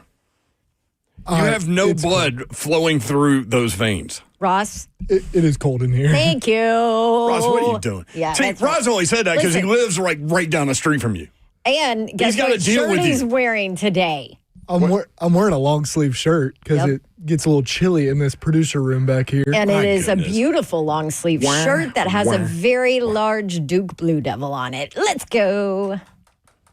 College basketball video games back too, man. I mean, it's a great day. Yeah, Are EA you Sports, excited? EA Sports yeah. tweeted that out today. That's going to be awesome. Although I never thought, like, from a gameplay perspective, like EA Sports College Football was, the best thing that ever hit the video game world. Right. But the basketball gameplay wasn't that good to me. Like it wasn't talked about like the football. No, so back then I liked the NBA Live kind of gameplay. But a lot of time's gone by. We'll see. Yeah. Well, still got to wait 3 more years, but I mean, we've already. Is that what it is? Yeah, they said 2028, but again, we've already waited 15 years, so what's 3 more? Yeah. What's 3 more? Older you get, quicker time goes by. Right, Babs? That is correct. That was my first Christmas. That was my first Christmas gift here too. Why have I What just did you? decided to mess with you all of a sudden? I don't know. Harold in the chat. I no missed longer you. like Ross. Duke sucks. Go Heels. You know what's funny about that, Harold? Real sweet, and, Harold. and Davenport knows this about me. Like, so growing up, huge sports fan, and I want to watch all this stuff. And so, like, in baseball, like Red Sox, Yankees, I went Red Sox. Carolina, Duke, I went Carolina. Well, Well- listen, we all make poor decisions in our life. No, it's okay. true.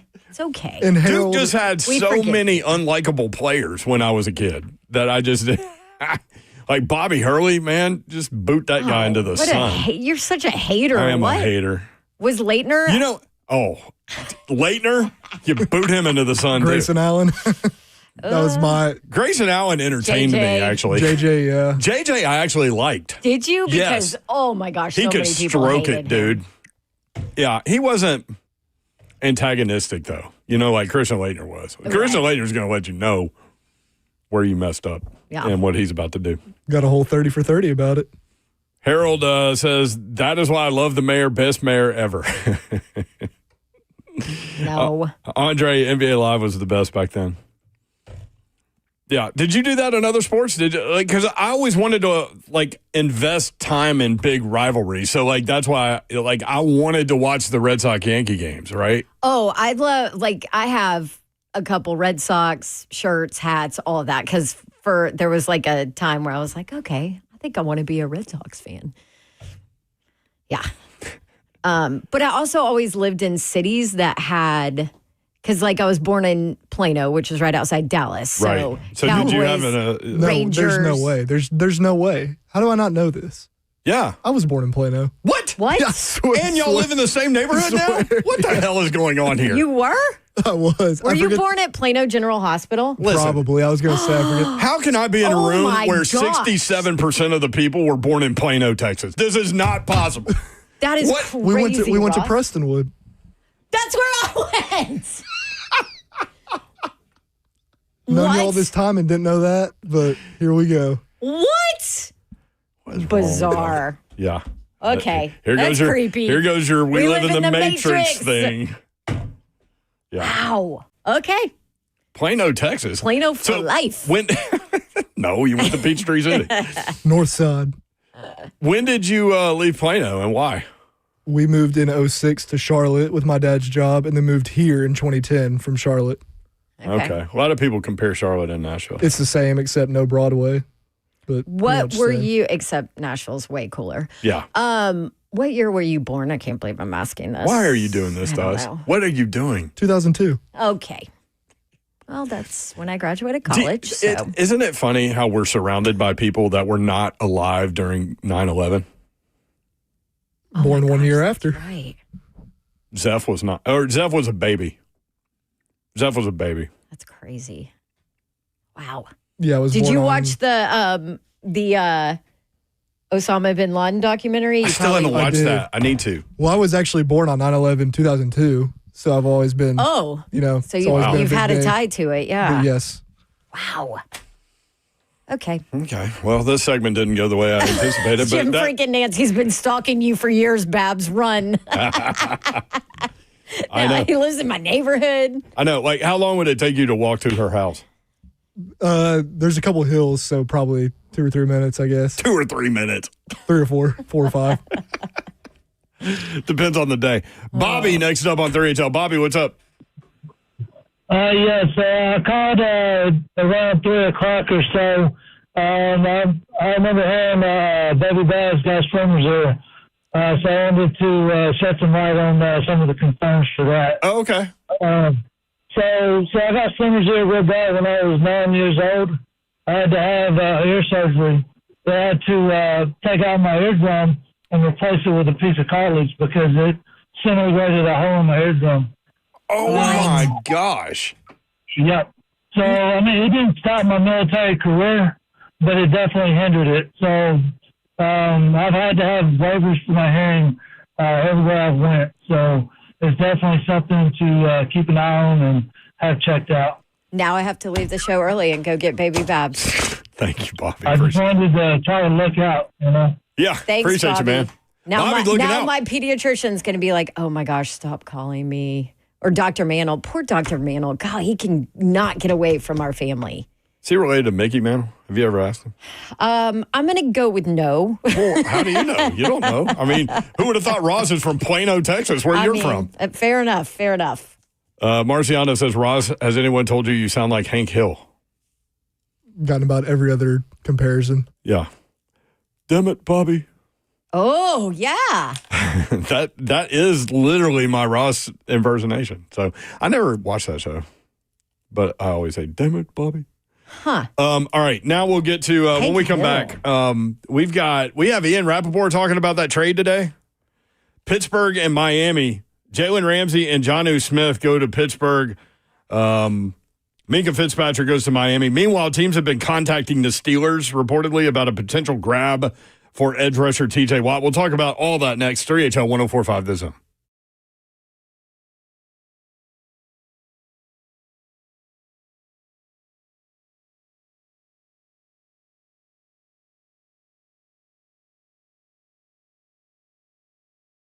What's happening, y'all? Time is of the essence until it's not. When you throw those keys to, that 14, 15, 16-year-old, the one out there that's just got the permit to be able to go out there and drive a little bit, maybe just go to school. Accidents happen. They pop up. What are you going to do? You can't be there for everything. You can't be the protector, but you can have somebody there to fight for you, which is like protecting. Car accidents happen all the time. Bart Durham Injury Law is who you need to have on deck, ready to call. 615-242-9000. That's for your kids out there. That's for these teenagers out there, the young adults that are just still up under your insurance and you trying to figure out, how am I going to make it happen? That's what Blair Durham and his team, they've been fighting for folks in Tennessee for years, making sure insurance companies pay up. No upfront costs, no waiting around, just real people making sure you get what you deserve. Bart Durham Injury Law is real simple. Here 24/7, ready to fight for you. 615-242-9000, BDIL.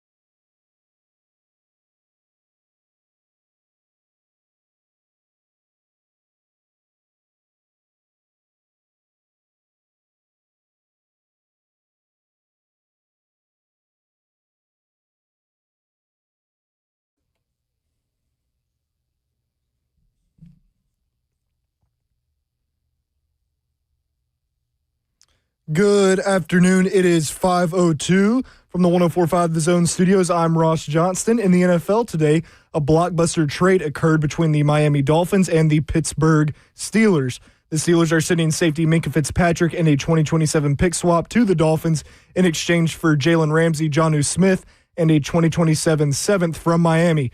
The Steelers will also sign Smith to a one-year extension worth $12 million. In NHL news, the Preds selected center Brady Martin 5th overall in the draft, and on Sunday, they traded longtime center Colton Sissons and defenseman Jeremy Lauzon for defenseman Nicholas Hague and a conditional third-round pick in the 2027 draft. Hague signed a 4-year, $22 million extension with Nashville as well. And finally, EA Sports has announced they will be bringing back the college basketball video game with the scheduled release set for 2028. For all your foundation repair and waterproofing needs, visit USSTN.com. Breaking news at once on your home for the Titans and Vols. This is 104.5 The Zone.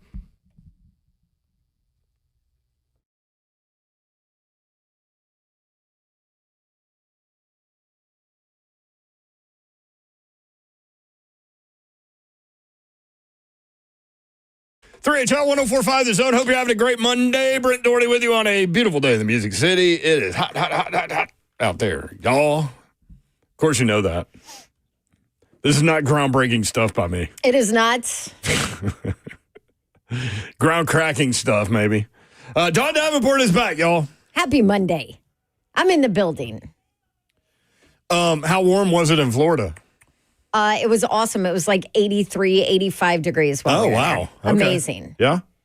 Which is not normal. That's good because this. And it didn't rain a single day that we were there. Low key, this is something that I always forget about down there is that the sand gets really hot.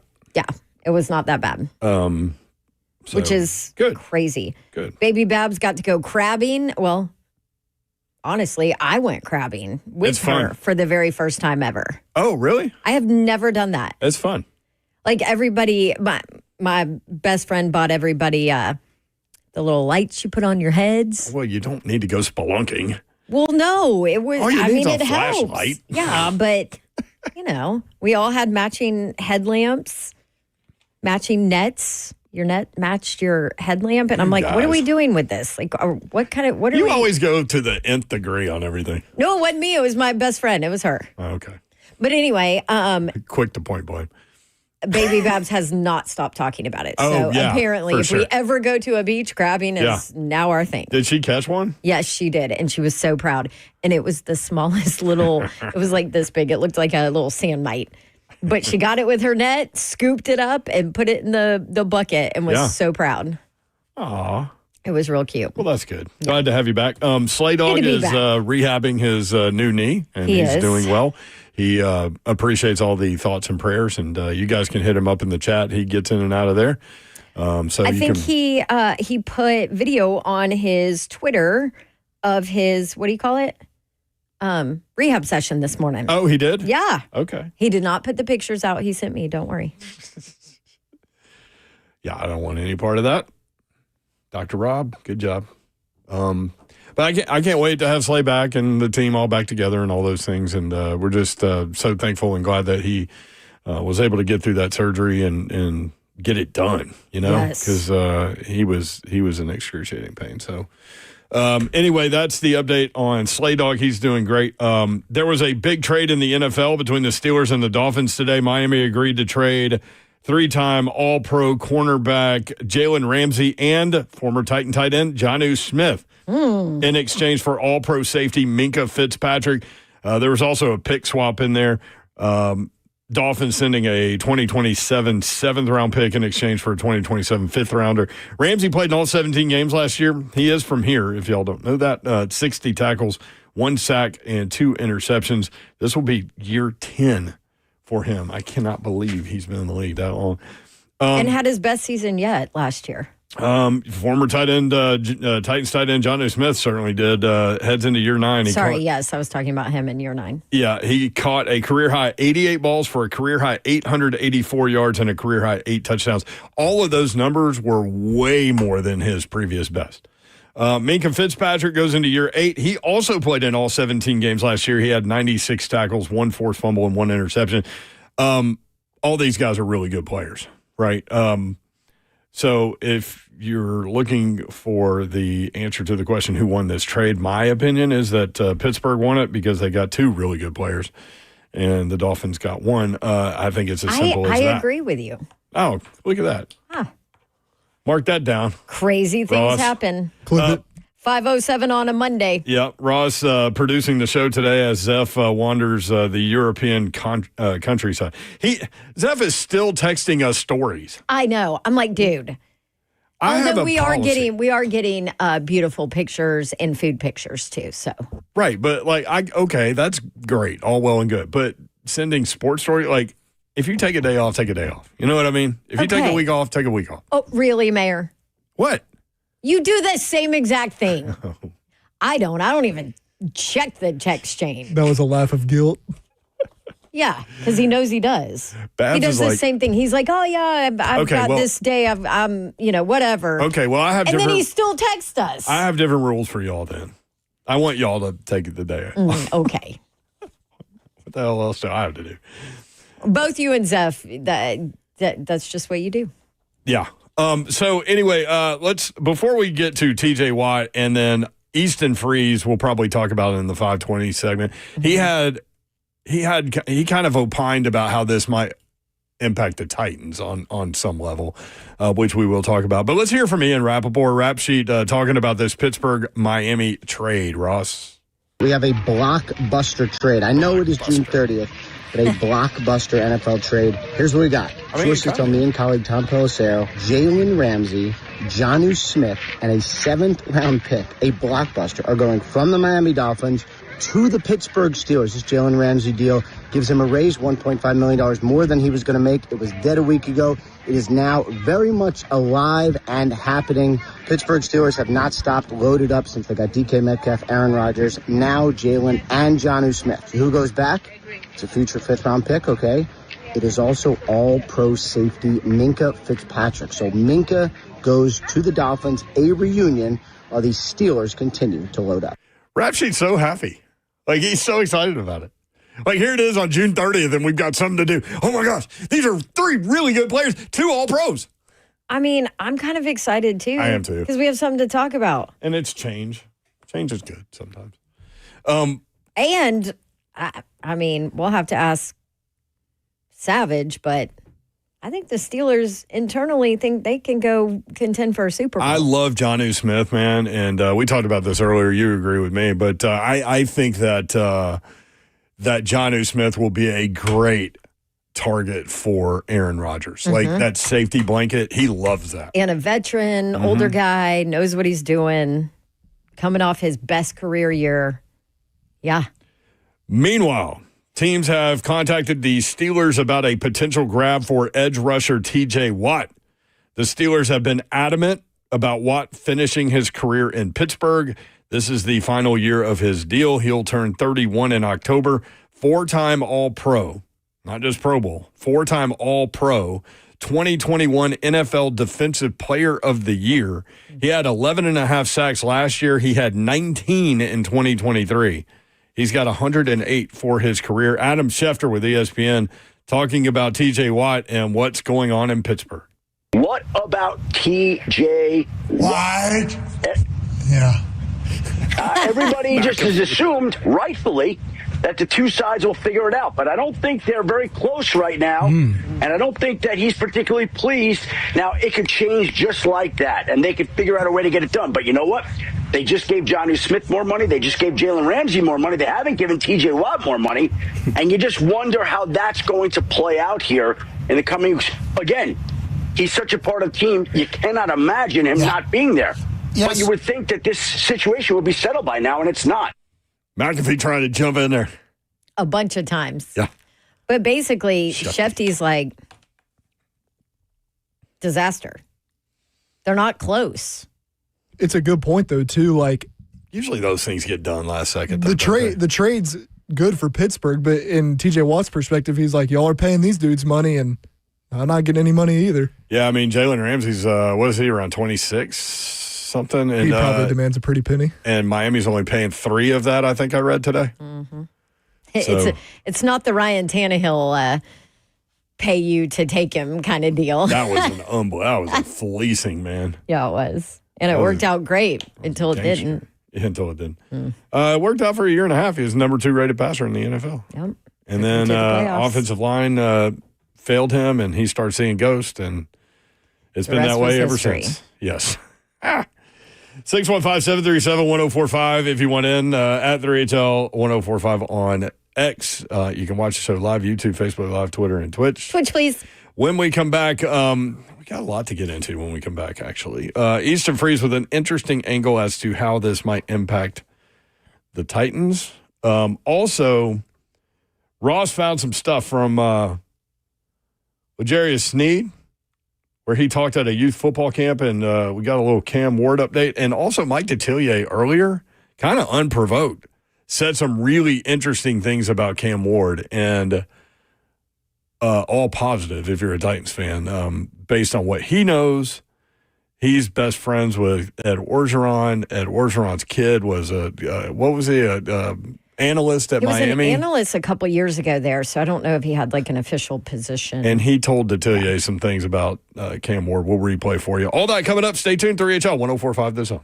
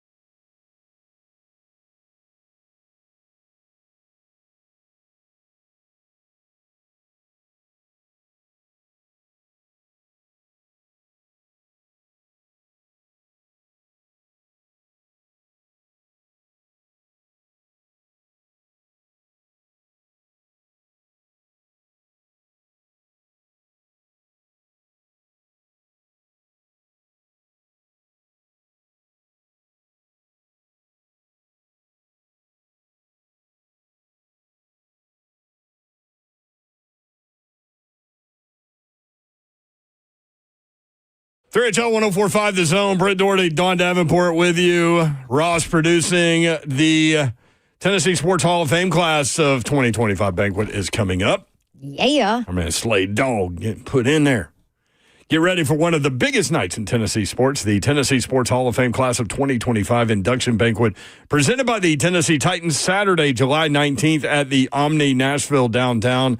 From gridiron greats to hardwood heroes, this year's class includes Ron Slay, Shea Weber, Andy Kelly, Doug Matthews, Tamika Catchings, and more. Celebrate the legends who have shaped Tennessee's sports story. Tickets and tables are going fast.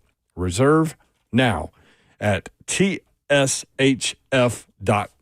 tshf.net. You can get more information and be involved. This class is pretty nuts. Pretty nuts. I mean, so much talent in this class. I love it. It is. 3HL presented by Ferguson Home. Bring your vision to Ferguson Home, where it all comes together. FergusonHome.com. Where do you want to go?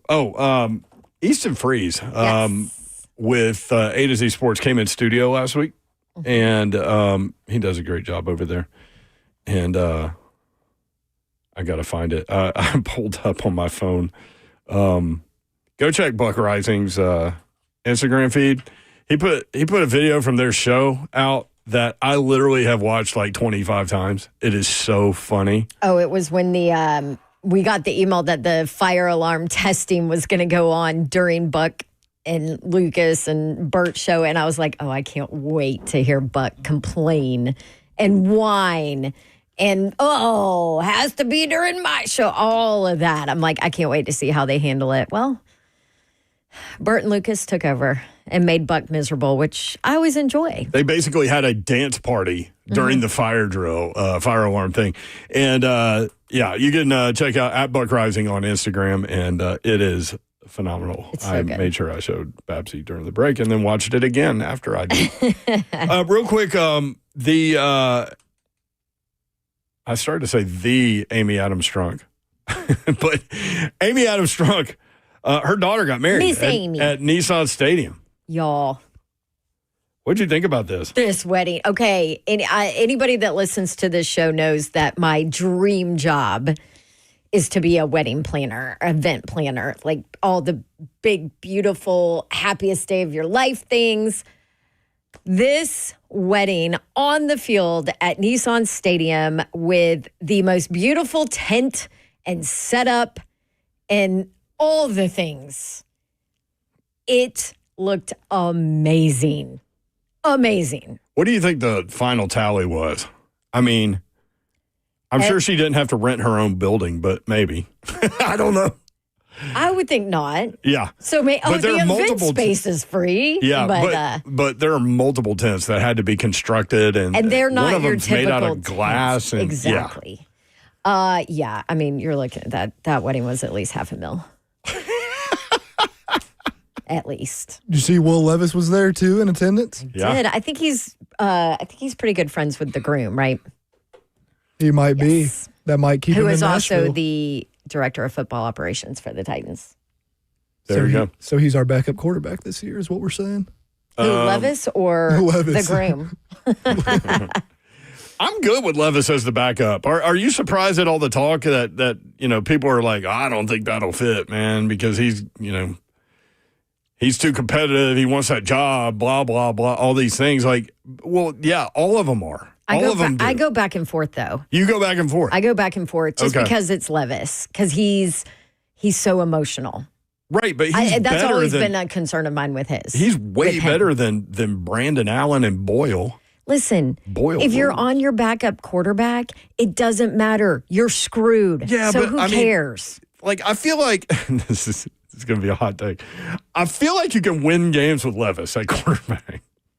I can't even say it without laughing. I really do. Do you really? Yes, and I know how weird that sounds coming out of my own mouth. Like, sometimes I say things and I'm like, is this really coming out of my mouth right now? That is, in fact, why I go back and forth, because I do feel that if knock on wood, if something happens to Cam Ward and you lose him for a week or two, I feel like Will Levis is the best option to get you through where, hey, maybe you could win a week or two with Will Levis and just simplify the offense. And hey, don't man. make bad decisions. Here's your chance. Let's go. No pitches. Which is on why any level. No pitches. exactly. Just don't be dumb. Don't be dumb. Don't make this about a pitch. So that's where I go back and forth. But then the it sucks interview talking about him having to be the backup quarterback and them drafting Cam Ward plays in my head. And I'm like, oh, he's emotional. He had to rewire his brain, all the things. Him and the rewiring he doesn't of the want brain. to be here. He doesn't want to be here as a backup. he he wants wants to another start chance to start. So. Right, but this is where he is, and this is what his options are. You know, I mean, he's in year 3 of a rookie deal, and so But play absolutely, it out. I would keep him as my backup unless I can get something decent for him. Well, so Seth writes, and I think this is where a lot of the back and forth comes from. He's the best option, but there will be drama. I think that's what people are concerned about, that there will be drama. Right. But as long as, listen, man, if no disrespect, Brandon Allen, if you're listening, you're going to Home Depot and buying fence tools. I don't know what you're doing, but if you're listening. Why is Brandon Allen putting up a fence? I don't know. Like, why was that your pull on Brandon Allen? Poor Brandon Allen's just like, what? Now I'm like a fence guy? Well, and to be fair, he's probably renting, right? I would think. Yeah, it's not like he's like, oh, I signed with the Titans, I'm going to buy a house. Yeah, no. Although people do move to Nashville, so maybe he did. And maybe he is building a fence, Babs. And then end up staying forever. Yeah. Even if they're not playing here But anymore. if he happens to be listening, no shots, But if Brandon Allen's your quarterback, you're not winning that game. But if Will Levis is your quarterback, you got a chance. You're not wrong. I was going to say, listen, something's going to happen when Will Levis is in the game, good or bad. Like, something's happening. Somebody's going to score. There's going to be some kind of meme. Now, history tells us it's not going to be a good one. But, man, he's had, like, another entire offseason to think about those weird plays that he made. And, like, grow. We all grow as people. Look, we all do dumb things. And I also... And hopefully you learn from them and you grow. You continue to grow, Babs. Like bamboo, like Derek Dooley taught us. Okay. I also go back to the fact that Callie has grown as a play caller and head coach, hopefully. And so that could make a difference. So, yes, I do believe that Will Levis could win you some games. Look at that. She's agreeing with me all day. What is going on here? My brain is flipped. I don't know what to do with this, Babs. Listen, you're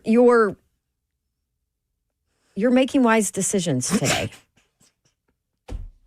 which we know you don't always do. So maybe that's why we're agreeing. You're on a decent decision making day. Okay.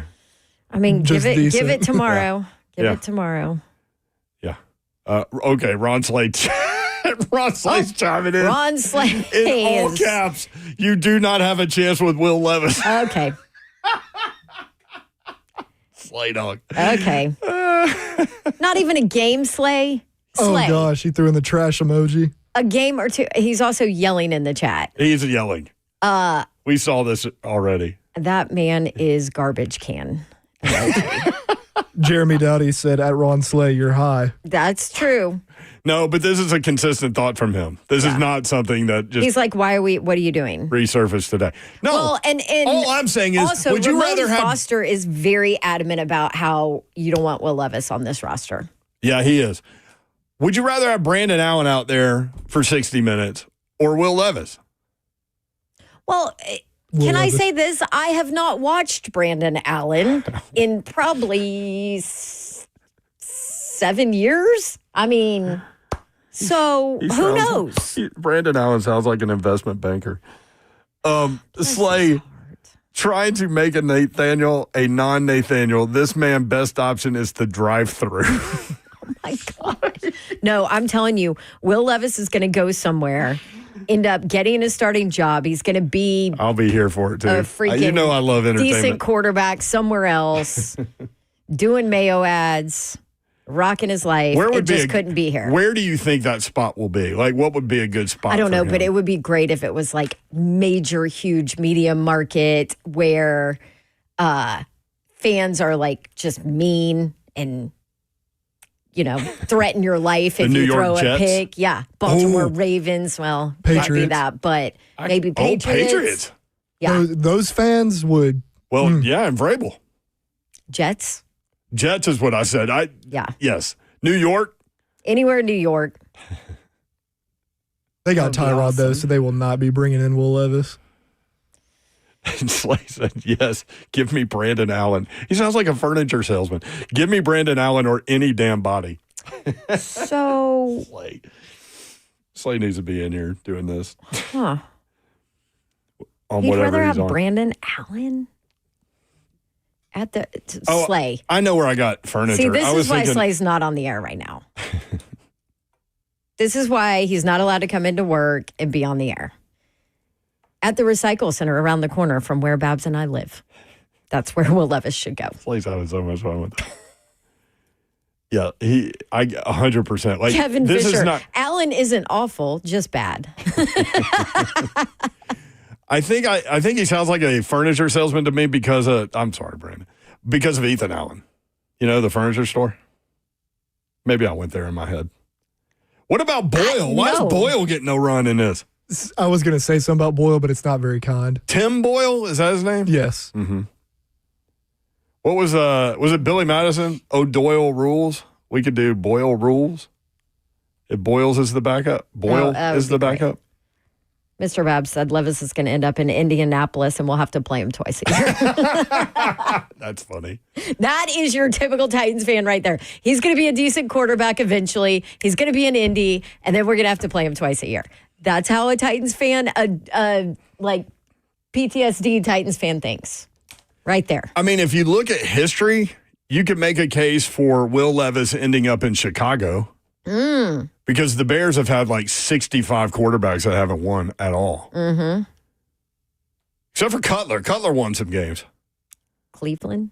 I think Jay Cutler's the Chicago Bears all-time leading passer, actually. Probably. Yeah, Cleveland. Every time Nobody's winning in Cleveland. Every time we talk about color, I always think of those memes. Speaking of Levis memes, all the memes of smoking Jay Cutler. Just because he has that like resting face where he just looks pissed. He's a good dude, though.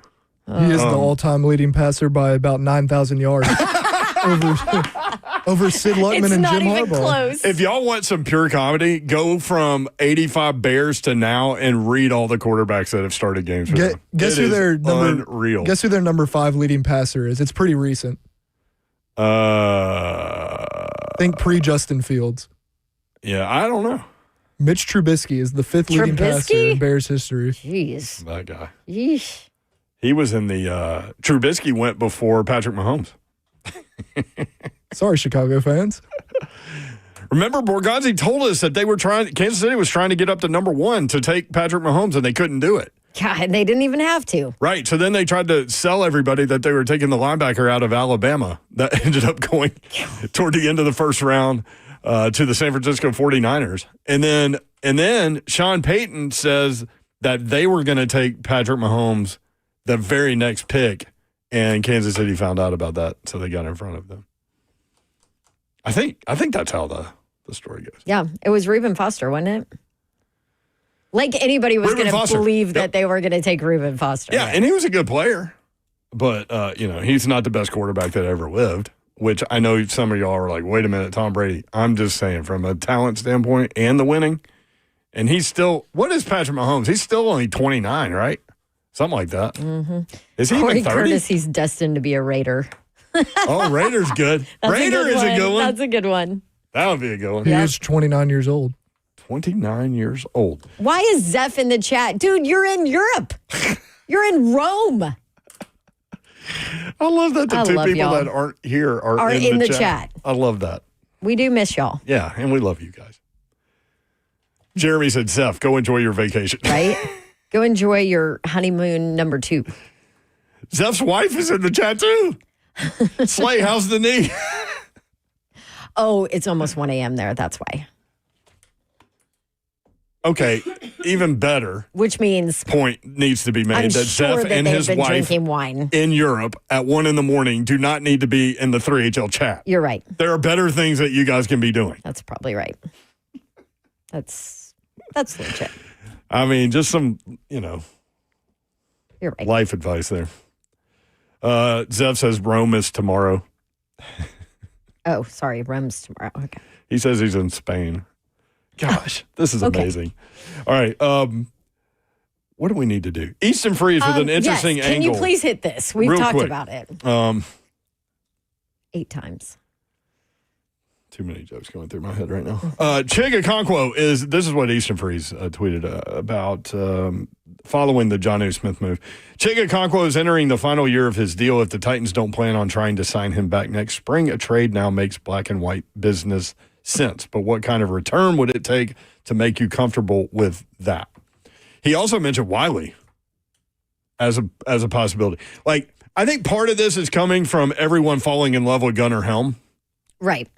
But he hasn't done anything yet. He hasn't done anything yet, but multiple people think that he will be tight end 1 when the season starts, which is interesting because Jonnu Smith. Chig caught 22 balls in the last 3 productive games he had last year.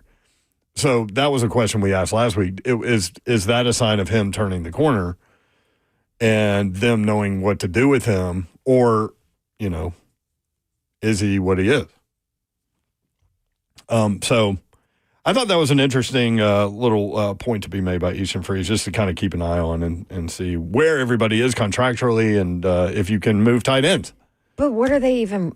What would they get for him? What are they even worth? That's my whole fifth thing. Rounder? I'm like, I don't know. Is it worth it for? I don't. I'd think rather it keep is. him than take I'd a rather fifth year. keep him and see fifth round with a new quarterback, with a year 2 of Cali, with a better offensive line. I'd rather keep him and see what they could turn into or be. Than get like even a 4th or 5th. I mean, and Chig, listen, I think Chig's potential's there, but if you pop on the tape from last year, there were some ball catching issues. That is true. In the chat. That is true. Yes, I was reading. Zeph's wife said he had to check on the show, so here we are. All right. Well, we love y'all and miss you. And now he go said, drink some wine. He said there is 0 AC in this side of the world. Yeah. Yes. That's what they're having trouble with at Wimbledon. Hottest first day ever at Wimbledon. And some of the big names struggled. Like Alcaraz was stretched to a 5th set. Number 2 seed in the first round. Stretched to a 5th set. So I'm keeping up with that. Hey, survive in advance. That's right. That's fine. Ross, let's hit Mike Detillier real quick. Well, nothing with Mike Detillier is real quick, but we love him for it. We always ask him about Coach O because Ed Orgeron, because they're best friends. And so he took that and went this way, and it ended up being a really good nugget about Cam Ward. Check it. And I got to talk to Cody for a long time. And Coach O's son. He coached Cam Ward at Miami of Florida. And he was like, I'm just telling you. And he said, I told this to the Titans people. You pick him, you don't have to worry about your quarterback position for the next 15 years. He's that good. Damn. Let's go. Damn. I was excited. He said, no matter what, no matter how far we were behind, he had great confidence in himself. He was a leader. He says, sometimes looks are deceiving the way he is, and sometimes he's got this real quiet confidence about him, the way he talks to players, and they believe in him. And he was like, we were in situations. And he told me the story about when they were losing the cow. And he was like, I just went up to him and I said, Cam, man, you got to make some plays. He was like, Coach, calm down. We're going to be okay. We're going to win this game. And he said, I'd have bet him a lot of money we weren't. But he said, man, he was just unbelievable down the stretch and coming back to beat the Bears. But he could not praise Cam Ward enough about what type of player he is and what he thinks he'll mean to the Titans organization. How about Cam Ward telling, hey, Coach, calm down. We got this. And they did. Yeah. I'd bet him a lot of money we wouldn't. I mean, the day after he got drafted, he came down to do the show with us, and so we met him. And being around him, I totally can see that. He's super likable, too. Super likable, super confident, super matter of fact. This is what it's going to be. We're going to get it done. All right, more 3HL when we come back. 3HL bingo card. Weird things said on 3HL today. Also, we will hear from – are we going to hear from Cam Ward? Yeah, and Snead, I guess. Okay, there you go. Yeah, L'Jarius Sneed, for the first time this offseason at his camp, talked about his health. We've got that next. 3HL 104.5 The Zone.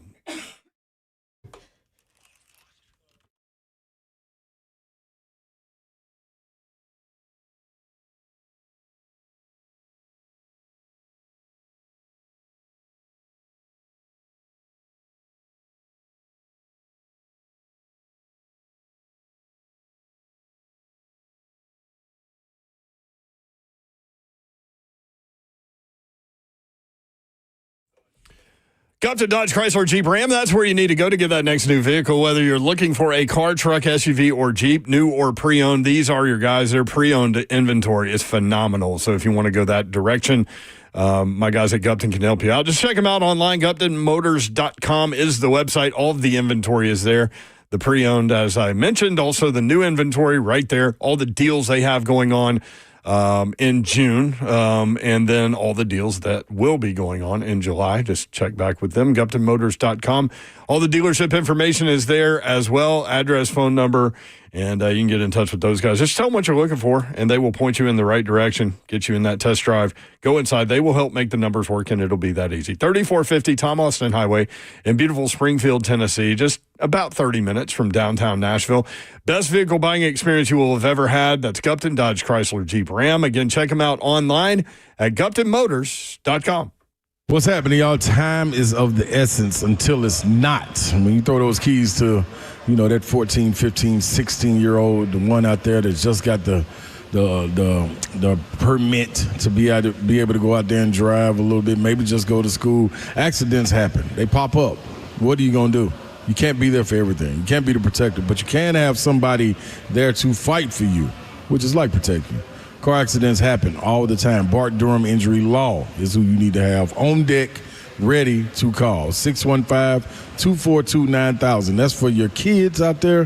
That's for these teenagers out there, the young adults that are just still up under your insurance, and you trying to figure out, how am I going to make it happen? That's what Blair Durham and his team, they've been fighting for folks in Tennessee for years, making sure insurance companies pay up. No upfront costs, no waiting around, just real people making sure you get what you deserve. Bart Durham Injury Law is real simple. Here 24/7, ready to fight for you.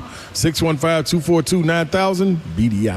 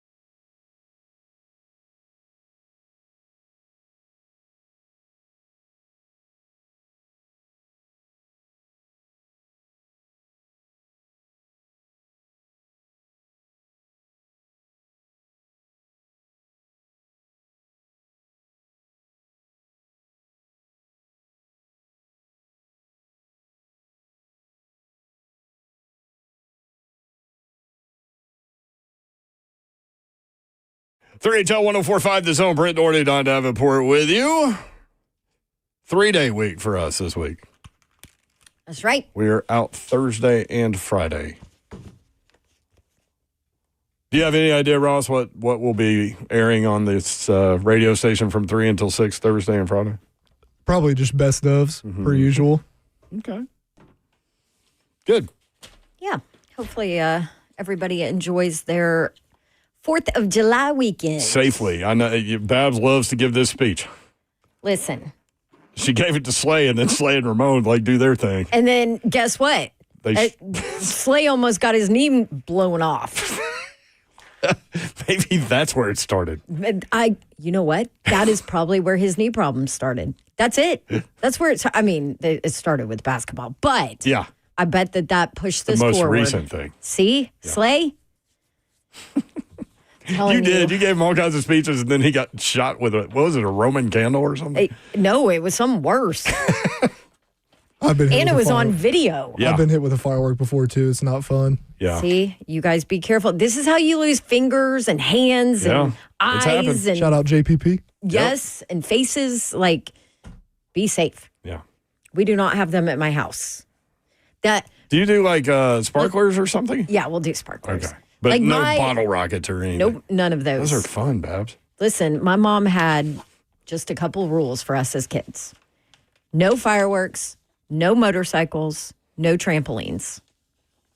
My brother got on a trampoline and knocked all his teeth out. Oh, that's right. Then he ended up in Hollywood, so there you go. With fake teeth. Well, everyone else in Hollywood has fake teeth. Yeah, it fits right in. L'Jarius Sneed at his, was this his camp? Yes. Yes, I believe so. And, he talked for the first time in a while. Let's hear what L'Jarius Sneed had to say, because there are a lot of questions with regard to his health. Again, Easton Free saying he doesn't sense that there's any kind of concern from the building about his health. But let's take a listen. I'm healthy as I've been. Last year, my first year didn't go as planned. But, it's time to come out and, show the world and show what God been instilling in me this entire year. I'm ready to get back on the field, and that's my life. That's what I do for a living. And I missed the whole year. And, I have to remind everybody who L'Jarius Sneed is. Oh! Wow, okay. Here we go. All right, I'm here for this. All right, L'Jarius Sneed, let's go. See? That either goes really well or really bad. There's not going to be an in-between when you go first person. Not going to be an in-between. I love first person people, and I really miss Vince Young because he used to do that all the time. Yes, yeah. That's a great example of how it can go really bad. Yeah. Really bad. I'm here for that. Got to remind people who L'Jarius Sneed is. Okay, I love that he said he's as healthy as he's ever been, but I'm going to have to see it. To believe it. Mm-hmm. All right. Cam Ward at the same place?